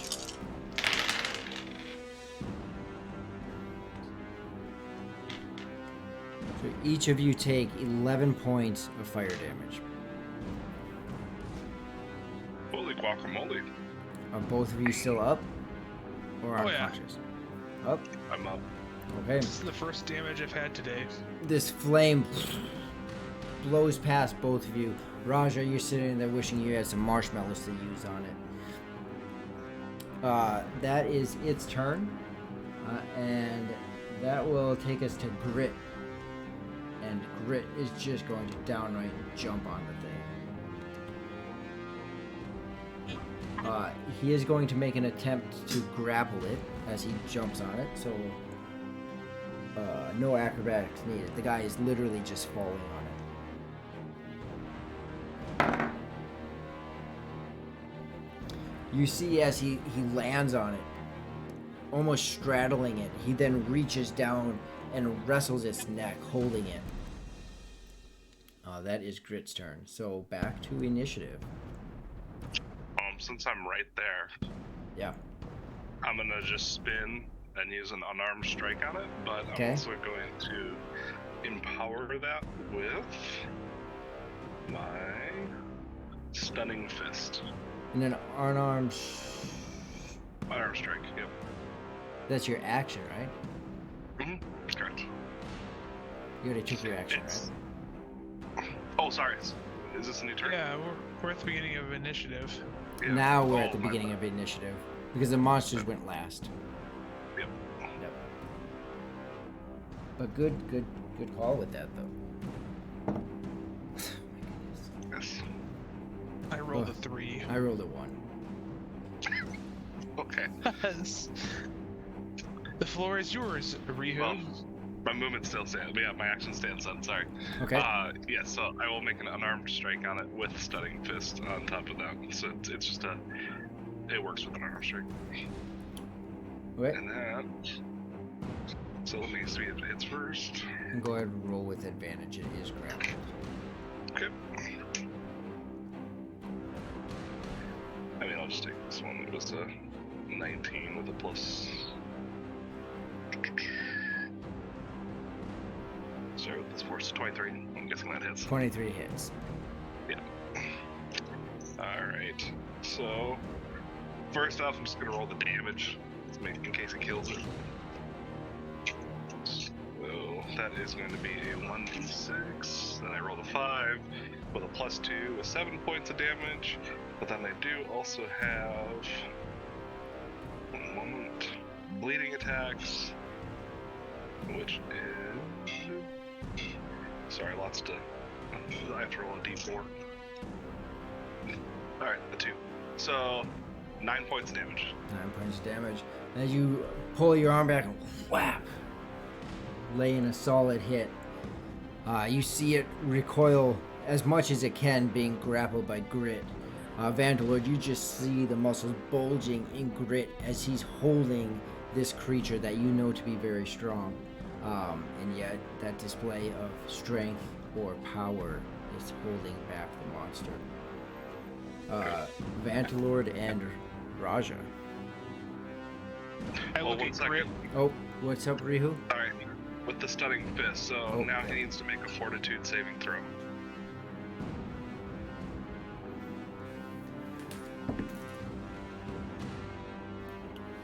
That is going to be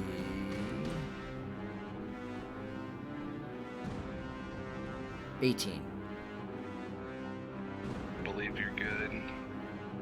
I'm just double checking. Yes, you are good. Okay, you passed. So, nothing more, or else it would have stunned you for a round. Okay. Vandalord and Rihu. I grab my sword, and as I'm getting ready to swing at the Hellhound, I look at Grit and I say, "Remember, you have strength, and with that you have your power. But first, you have strength." And I bring my sword down on top of the Hellhound's head. Okay. Roll the hit. 16, 25 again. Okay, that hits. Okay, and my 1d8 plus 4. Oh, 6 points of damage. Okay. You surely do get a solid hit on its head. And again, each time each of you can see that it's visibly getting weaker and weaker. Raja. I'm going to attack with my Morning Star again. Okay. And he's grappled, yeah? Yep. He's grappled, so you can So, roll with that advantage. would include it. Yes. So for the first one, 19. For the second one, 22. Okay. 1d8.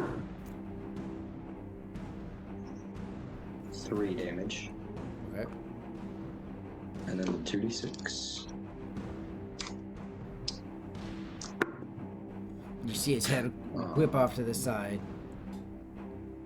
8. So 11 damage. Each of these blows, one after the other, just dogpiling on this hellhound. Your Morningstar grabs it by the head, catching the jaw. You hear the jaw, each one of you hear the jaw just audibly crack and break as the head whips, with Grit holding the body firm, and lolls, dead.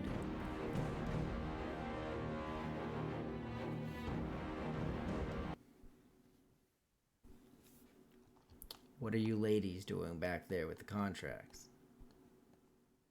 Ready to light him on fire. Lighting We them tried on that. fire. It didn't work, Jubilee. Nothing's working. Did Zara come over to where Oh we yes, are? Zara's right there. Yep. Hi Zara. I know you're probably a bit frazzled from all this stuff that's been happening, but is there any chance that you have any abilities to maybe get rid of like an illusionment spell or something like that? Because we think there's something blocking us from being able to read these contracts, and in order to potentially break it, we sort of need to be able to read it. Well, I don't have any kind of. You got me going, Southern. I don't have any kind of. That's where the ladies came from too. I don't have any kind of ability to do that, but what I do know from other performers, places that we've been, is that what you might be looking for is some form of like a way of seeing through that. I'm not super Well, we either familiar. need to be able to see through it or remove it Right. or both. I mean, you have some. I've heard tell of your ability to sort of see the future and stuff. So, I mean, if somebody's got the ability to see through something, it might be you. I do appreciate your comment, but what I see is different than that sort of magic. But I do hear that it might be a sense of enchantment or some kind of mirage or illusion. If any of your team can cast any kind of true seeing or something like that, that it can often do it. Or if they have a strong remove. No, that one. I don't think I have that. I don't know. The No, only thing that either.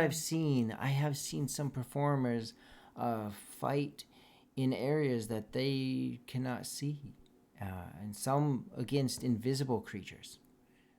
And they had to use some form of like a true seeing, and they could see through the invisibility. I don't know if there's anything else out there. I'm not really good with this sort of magic. That's all right. I just figured it didn't hurt to ask. I appreciate your advice. Do we see that they've killed the Spine Devil and the Hellhound? Yeah, that was a big fight going on as you're seeing them, and they are right in eyes, just right in visibility too.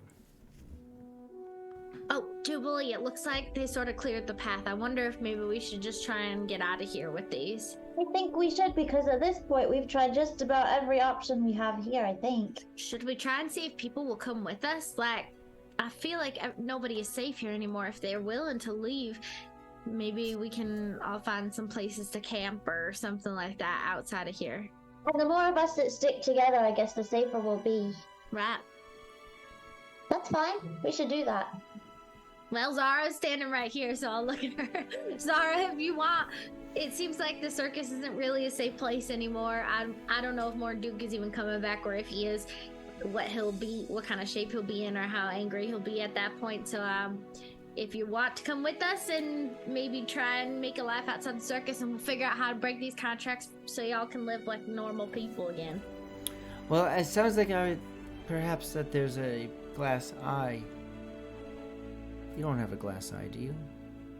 No, these are You both real. Okay. That's not something I just like carry on me usually. I Well, do. no, but like, I think, what? Really? Well, it's part of. I need it for my spell. So yeah, glass eye or crystal ball. But my crystal ball got broken in the big fight. So, Vantalord was saying that there might be a glass eye back in Wood's Edge. Yeah, I'd imagine they find you one? somebody's selling a crystal ball or not or something. Yeah. And I'm sure Crystal that eye. plenty of people here would be plenty willing to get out of here. All right. I suppose Gonna then start- go ahead. I was just gonna say I would just start going around to everybody and sort of saying the same thing, inviting them to come along with us and leave. Okay. Is there like a... Can I climb to the top of one of the tents? And also, do I know of a place where somebody would store one of those? It's not a megaphone, but it's like the cone. Yeah, you're able to Can grab you, a cone. can you just like make your voice really loud? I feel I like d- you. Wisdom. I can actually... I can throw my voice for a minute. It can just appear somewhere else. It's just everywhere. There's just Jubilee's voice everywhere. If you want to leave, we're leaving. That's not so convincing, Jubilee. Can you elaborate for We're them? gonna figure out how to break the curse if you want to come with us. And also, it's not safe to stay here by yourself. So if you want this really cool group of people who's constantly messing things up, we could definitely protect you a lot. That's not convincing. Thanks. Thanks. You do start to see some people, and the twins start to gather some people, and do Maximilian. Jubilee's parents come? They do come as well. Yeah. All right. Well, I feel like we should make our way out of here. As we meet up with the group, the other 3 party members here, I'm gonna look at Raja specifically. Raja, I know you had a very weird, strong affinity for your mirror friend Jimmy. I don't know, I don't know if we're coming back to this place or not. But if not, you might want to get that mirror if you want to. I was gonna go break it, though. Or that, whatever you need to do. This might be your only chance. Poor Jimmy. That's how I feel, but it's unnecessary risk. And as you learn in Crime and Justice, if you're putting someone at unnecessary risk, it is your fault, whatever happens to them. What is Crime and Justice? Where did you learn that? Are you like a agent or something? That sounds like some fancy book learning. Yeah. I don't know. I did a lot of reading in my time as a slave. You did a lot of reading? Yeah. You know, not all slaves can't read. I didn't. That's not what I was. That's a very bad stereotype. That's not what I was implying. I just, you don't strike me as the kind of person who enjoys sitting down with a good book. But you know what? You're complex, and I can appreciate Everybody that. has their guilty pleasures. And yours is just a good book about crime and punishment. So you make your way out of the tent. The performers and a couple stragglers follow behind. Each person is definitely showing signs of pain and injuries. And if I'm not mistaken, Rihu is definitely showing some signs of pain and injury. I'm barely walking. Yes. You exit the big tent. Raja, you know that Jimmy's mirror is just off to the side. Over here. Are you heading over that way? Or how are you guys proceeding? As I exit the tent, I'm gonna grab one of those lanterns and I'm gonna light the tent on fire. I'm just Okay. causing destruction at this point. Aren't there people still in there? It's gonna take time for the tent to burn down. You're just gonna. What if Yes. they're collecting all their belongings and stuff? It might take them a second to get out of here. I doubt they're living in the tent. It's a performing area. And No, I just it's continue. running around yelling, "You should probably get out of the tents right now and come with us because Vansilette for some reason is just burning them all down even though there's people in them." Purifying the land with fire. But these people are good people. They're innocent. And they're making the last ones are starting to walk out of the tent. I'm just gonna run over to Jimmy real quick. Okay. Aw, Jimmy. Raja lets you guys know, and he heads off. Raja, you find the mirror on the ground, just like you put it, face down. I'm gonna pick it up. And like this, yeah. Are you looking at it? And does Jimmy appear? Yep, Jimmy appears. Yeah. Oh, hey there. You came back. Hi, Jimmy. Hey. Obviously, I came back. Well, I mean, not everyone comes back. we have to. That's true. We have to part our ways, though. But you can just take me, just like you did now. That's really cumbersome, Jimmy. Am I This is a big mirror. am I a burden to you? No. you were never a burden to me, Jimmy. But we have come upon information that this circus was being run by a devil or a high-level devil or something like that. And so I don't want to put you at the same risk that I'm putting myself and our adventuring group, because this is what we have chosen for our lives. But I want you to be able to choose whatever your life is, and inside of that mirror, you It's have just really unlimited dark in here. possibilities. It's just dark in here. I I'd really understand like to that. come back out. Well, you can come out. Oh, But, like, awesome! And he steps out of the mirror. You'll have to go back in after we go. Oh. Oh. But wait, Oh. you just said I can come out, and I'm out now. You can come out for now, Okay. but there's a time in your life that you're gonna have to say goodbye to the people that you most care about, Jimmy. And one of those moments is now. Is that Oh what my you? god! Is that what you did? Wow. I did do that. I have said goodbye to many people that I loved, Oh, and it hurts, but it's for their own safety and for their own good. so But if I say goodbye we now, is will. that for your safety? Oh, Jimmy. that would be for my safety, yes, because I would feel the need and the necessity to protect you at all costs. Hmm. But I can't. I can't always protect you.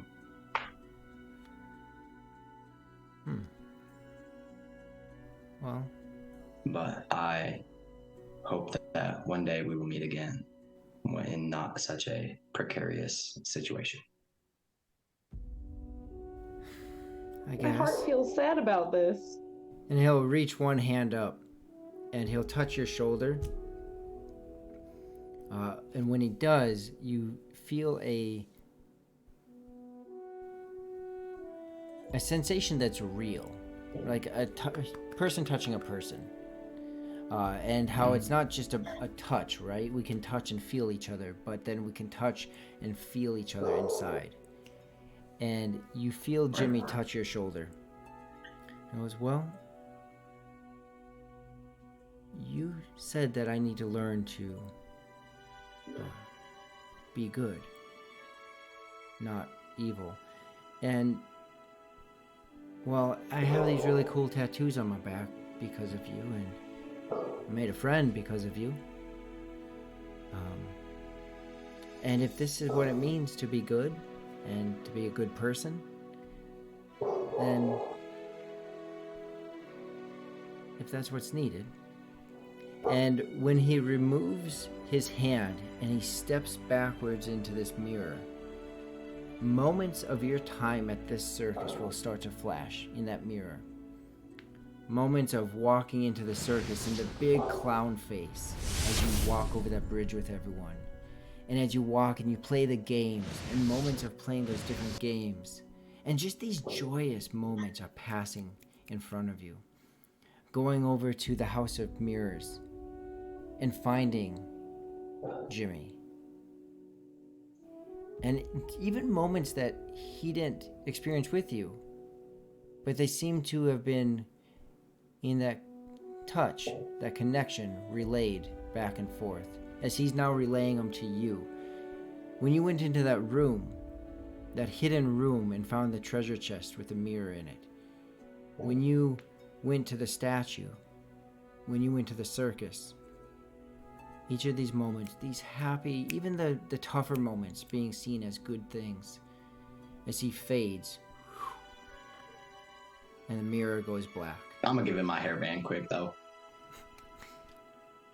As he's starting to fade, you quickly touch the hairband to the mirror, and you see two little fingers come out of the darkness and pull the hairband, and the mirror turns obsidian black. No reflection, just black. Okay. I'm gonna punch it. And then just sit down. You gently set the mirror down gracefully. That is my time. And you walk back to the group then?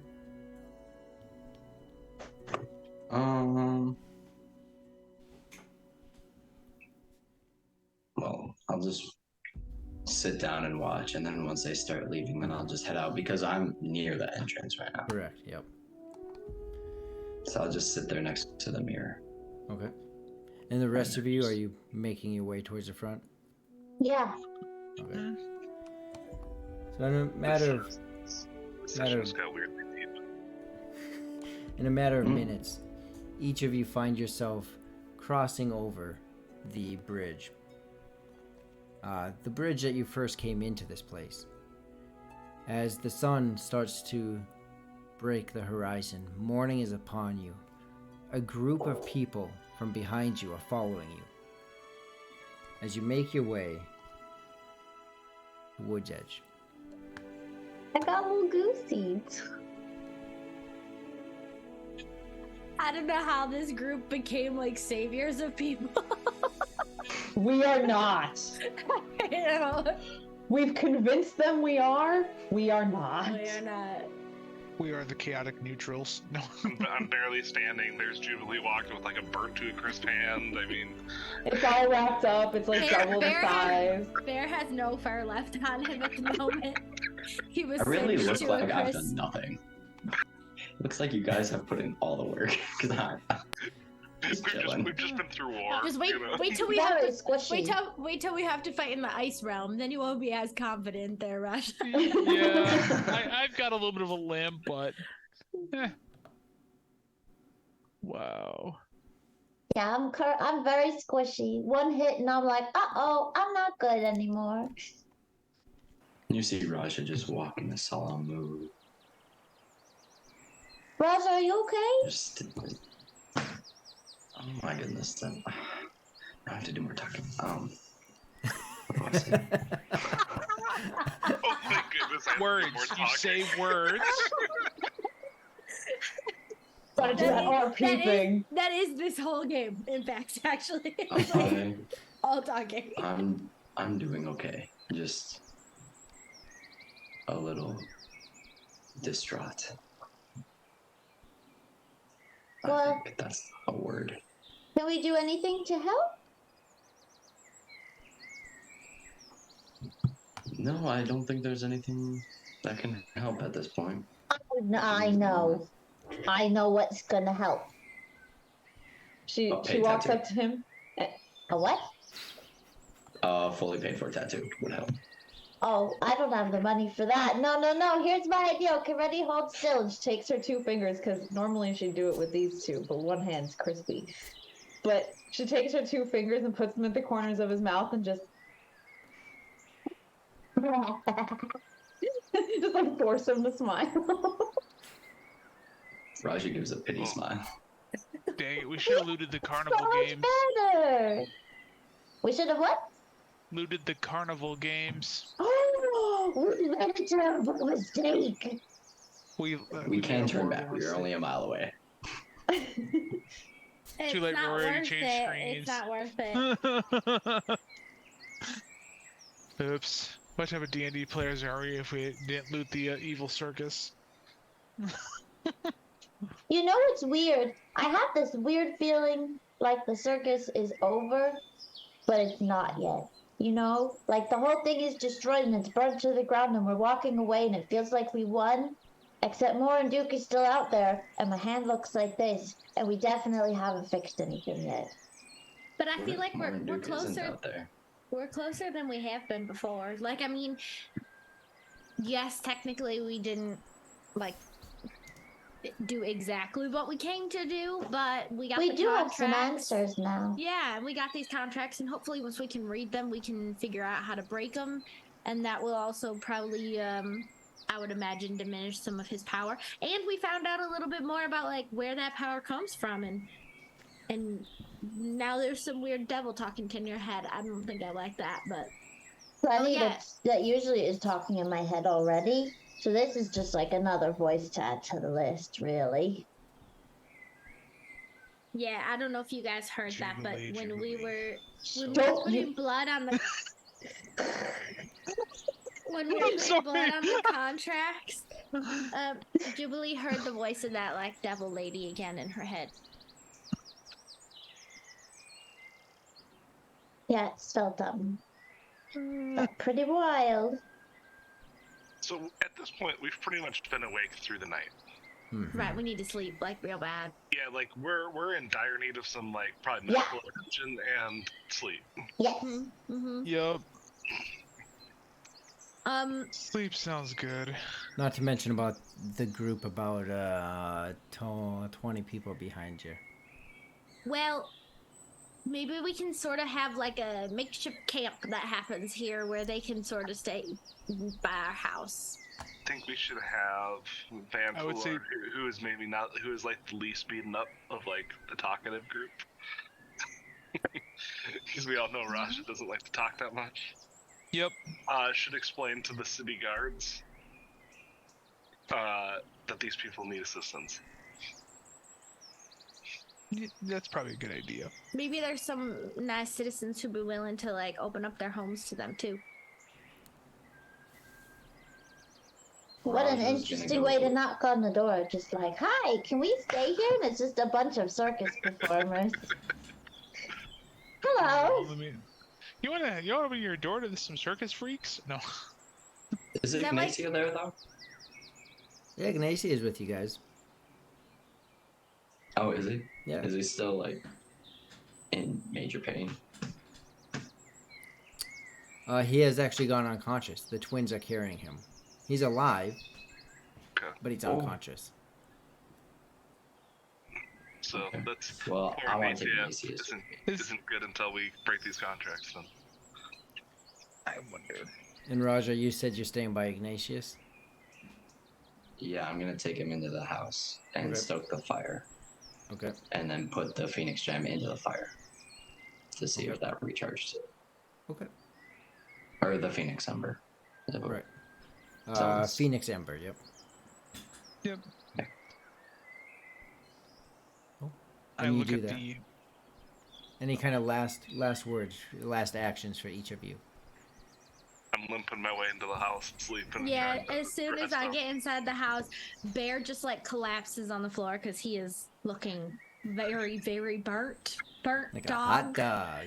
Like a very hot dog. And so I'll just curl up like right next to him and kind of protect him and pass out. Okay. I will find my parents while we're walking and just put my arms around both of them. So we like 20 circus performers with us. Yep. And Cricket, do you have the scrolls again? Yeah. Okay. I do look at it before. I didn't want to detract when we were walking, but as soon as we leave the circus, I really want to know like if they still look the same. They do? Alright. They're still blank, like my list of good jokes. Okay. And what does Vantalor do? I look at my colleagues and I was like, go ahead and get some sleep. I'm gonna go see if I could find some place for the performers. I look at the performers and I was like, I know it's been a long day, very long day for you guys. Let's go see if we can find some nice townsfolk that'll help either with a good place to sleep or just a little bit of refuge for you. Okay. Jubilee, do you keep your... Do you ask your parents to stay or do they go with Vantalor? I would probably just try to keep them wherever I am so I can keep an eye on them. Okay. Perfect. So So I've got 17 because Ignatius is staying behind also. Yep. So you take 17 of them with you, and you walk them into town. And between the city guard talking to a couple of them, they point that basically the best place you're gonna find for them for refuge is over with the cleric, over at the temple, where you had spoken with the cleric of Palor. Yep. You make your way over there, and sure enough, they're able to provide beddings for each of them. Oh, this is super nice. I look at the cleric and I know this is unexpected to have this many people in your care. I don't know what you have for resources, but is there anything that I can do to help?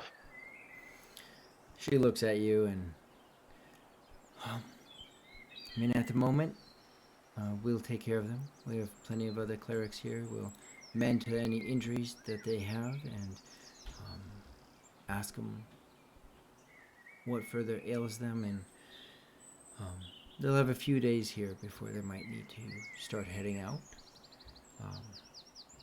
But at the moment, Vantalord, I believe we're good. Well, either way, I know this puts a little bit of a burden on the temple, and I reach into my coin bag and I grab out 10 coin. I go, it's not much, but hopefully at least this will help with some of the needs. 10 coin. What kind of coin? Gold. Gold coin. She looks at you with just awe. 10 gold is a significant amount of money, and well, bless your soul, and may Pelor and whoever you follow always have blessings and goodness upon you. And Same to you. And she nods and bows, and she walks inside with leading the 17 individuals inside. And with that, we will wrap up the night. And sleep. And sleep. And we do still have Stream MVP. So we'll run through that real quickly and have that poll thrown up there. Remember, your votes do matter. This isn't whose line is it anyway. The points do count. So you can vote for them in just a second when they give their reasons why. Just as a point of clarification, y'all are going to sleep now, right? Yes. Yes. Okay, Yes. I figured like so. a 24-hour sleep. Yeah. Yeah. I need one of those sleeps where you think that you nap for 2 hours, but it's actually been 12. Yeah. Yes. As I say, Yeah. one of those sleeps that sleeps so good that you feel like you're late for the bus even though you're already an adult. like one of those days where you sleep like 12 hours, wake up, eat a little bit of food, drink a little bit of water, and then Go sleep back to again. sleep. Yeah. Yeah. Totally. Okay. Well, you will get your sleep between now and the next session. Even though you're going to sleep now, you can still text RP. You'll get your sleep. Okay. And you are in a safe place, right? You are in the cabin that has been lent to you basically Yes. indefinitely. So you guys are there. We will go ahead then and move into why you should be Stream MVP. Let's start with Cricket.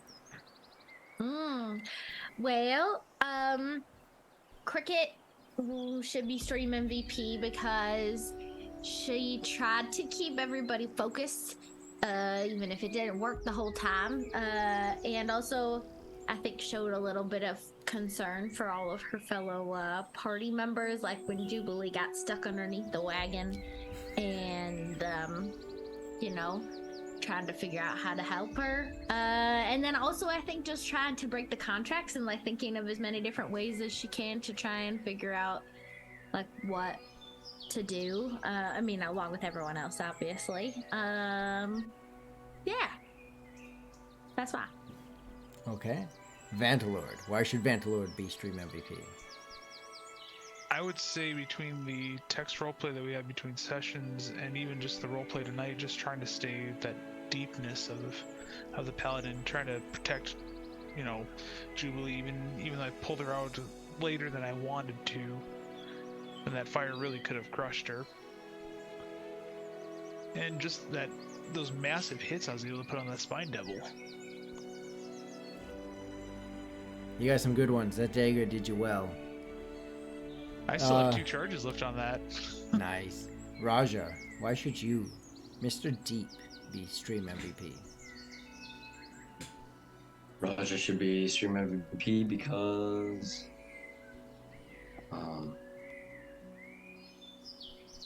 he let Jimmy go, and way that was kind and respectful. And I mean, hopefully we can meet Jimmy again. I don't be too upset by that. I was so tempted to just let him go.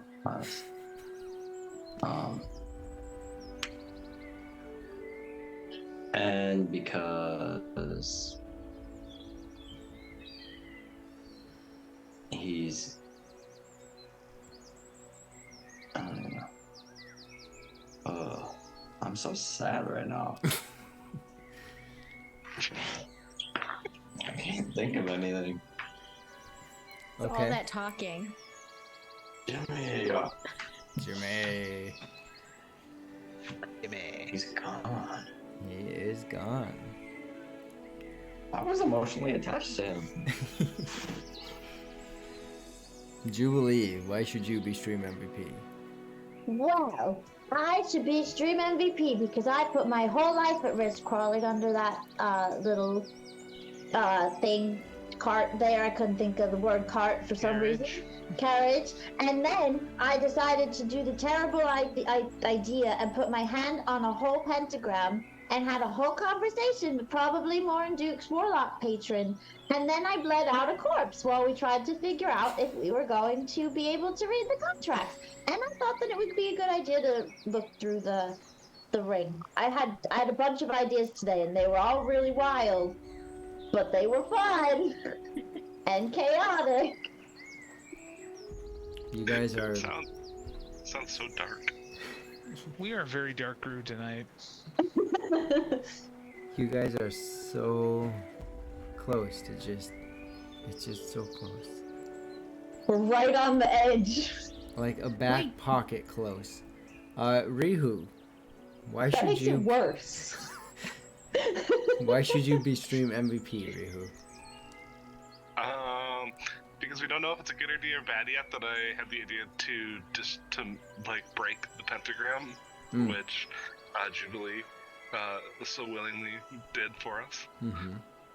I had the common sense to give Jubilee a healing potion when somebody that was holding her didn't want to heal her.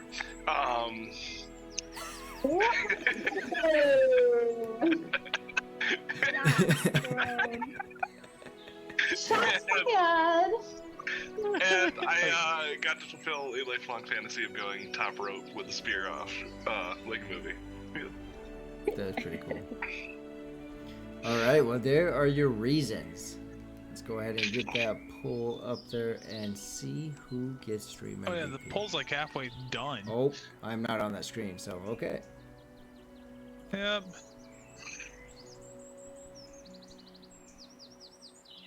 Sure is. We got Jubilee and Rihu. And one just came in for Jubilee and another for Raja. Man, that was deep, Raja. Or That Skylar. was deep. Uh-huh. It's like, what? Uh, My voice? I feel like you're either so deep and like weirdly pull these things out of like some crazy depth, or just like Right, like he off gets the very rails. passionate. Or off the I rails, know. like what are you doing? You just jumped into a burning cart. Like you understand what you're doing. It's like Yeah, one that's- or the other. That's it. I'm trying to determine what type of character is Roger playing. Is he like just fully just true So- neutral? So we have stream MVP, and then I think we should have another one for like stream wild card, and Raja will win every week. Everyone. Yeah. You think you know? You think he's gonna be real quiet the whole session, and then all of a sudden it's like. Yeah. And Most unexpected line from a character. Yeah. Most unexpected, deep, emotional RP. Yes. Yeah.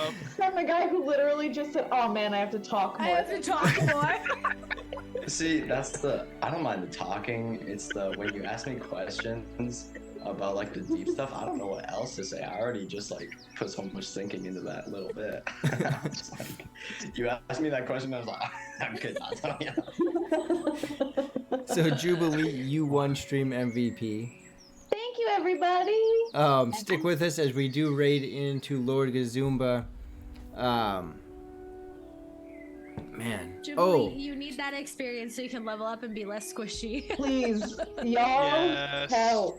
So you guys know Raja can he walked through that flame and essentially he did take no damage. He can basically bathe in flame. He can't stay in there too long because he'll take damage, but I mean it's not far out there for him. It just seems super out there to your characters.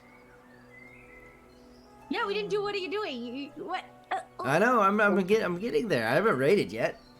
Okay. That's it's fine. going. Oh, it's going. You've rated. Oh yeah. No, I still got like a little bit of time before Bonna kick it off. Okay, fine then. If you're watching and you're enjoying what you've seen, please go ahead and hit that subscription button. If you've never subbed before, it'll tell you when all of our awesome raids and videos are going on, whether it be Lore Master Arcanum, Tears of Arid, or even Greyhawk Awakening. If you have subbed and your subscription has expired, it's September. It's 30% off right now, or you get a free one with Amazon Prime. Finally, if you're doing all those and you're not on our Discord server, go ahead and join that Discord server. So that leaves one question: if all of those have been done, what are you doing? doing? Never, not Back awkward. in Like 2 I weeks don't to know Yes. if we've ever done it yourself with a new character. successfully. And 2 weeks from today will be our 1 year since streaming. Awesome. Well, thank you all for hanging with us, having a good time, and have a wonderful week. Oh, that's fantastic.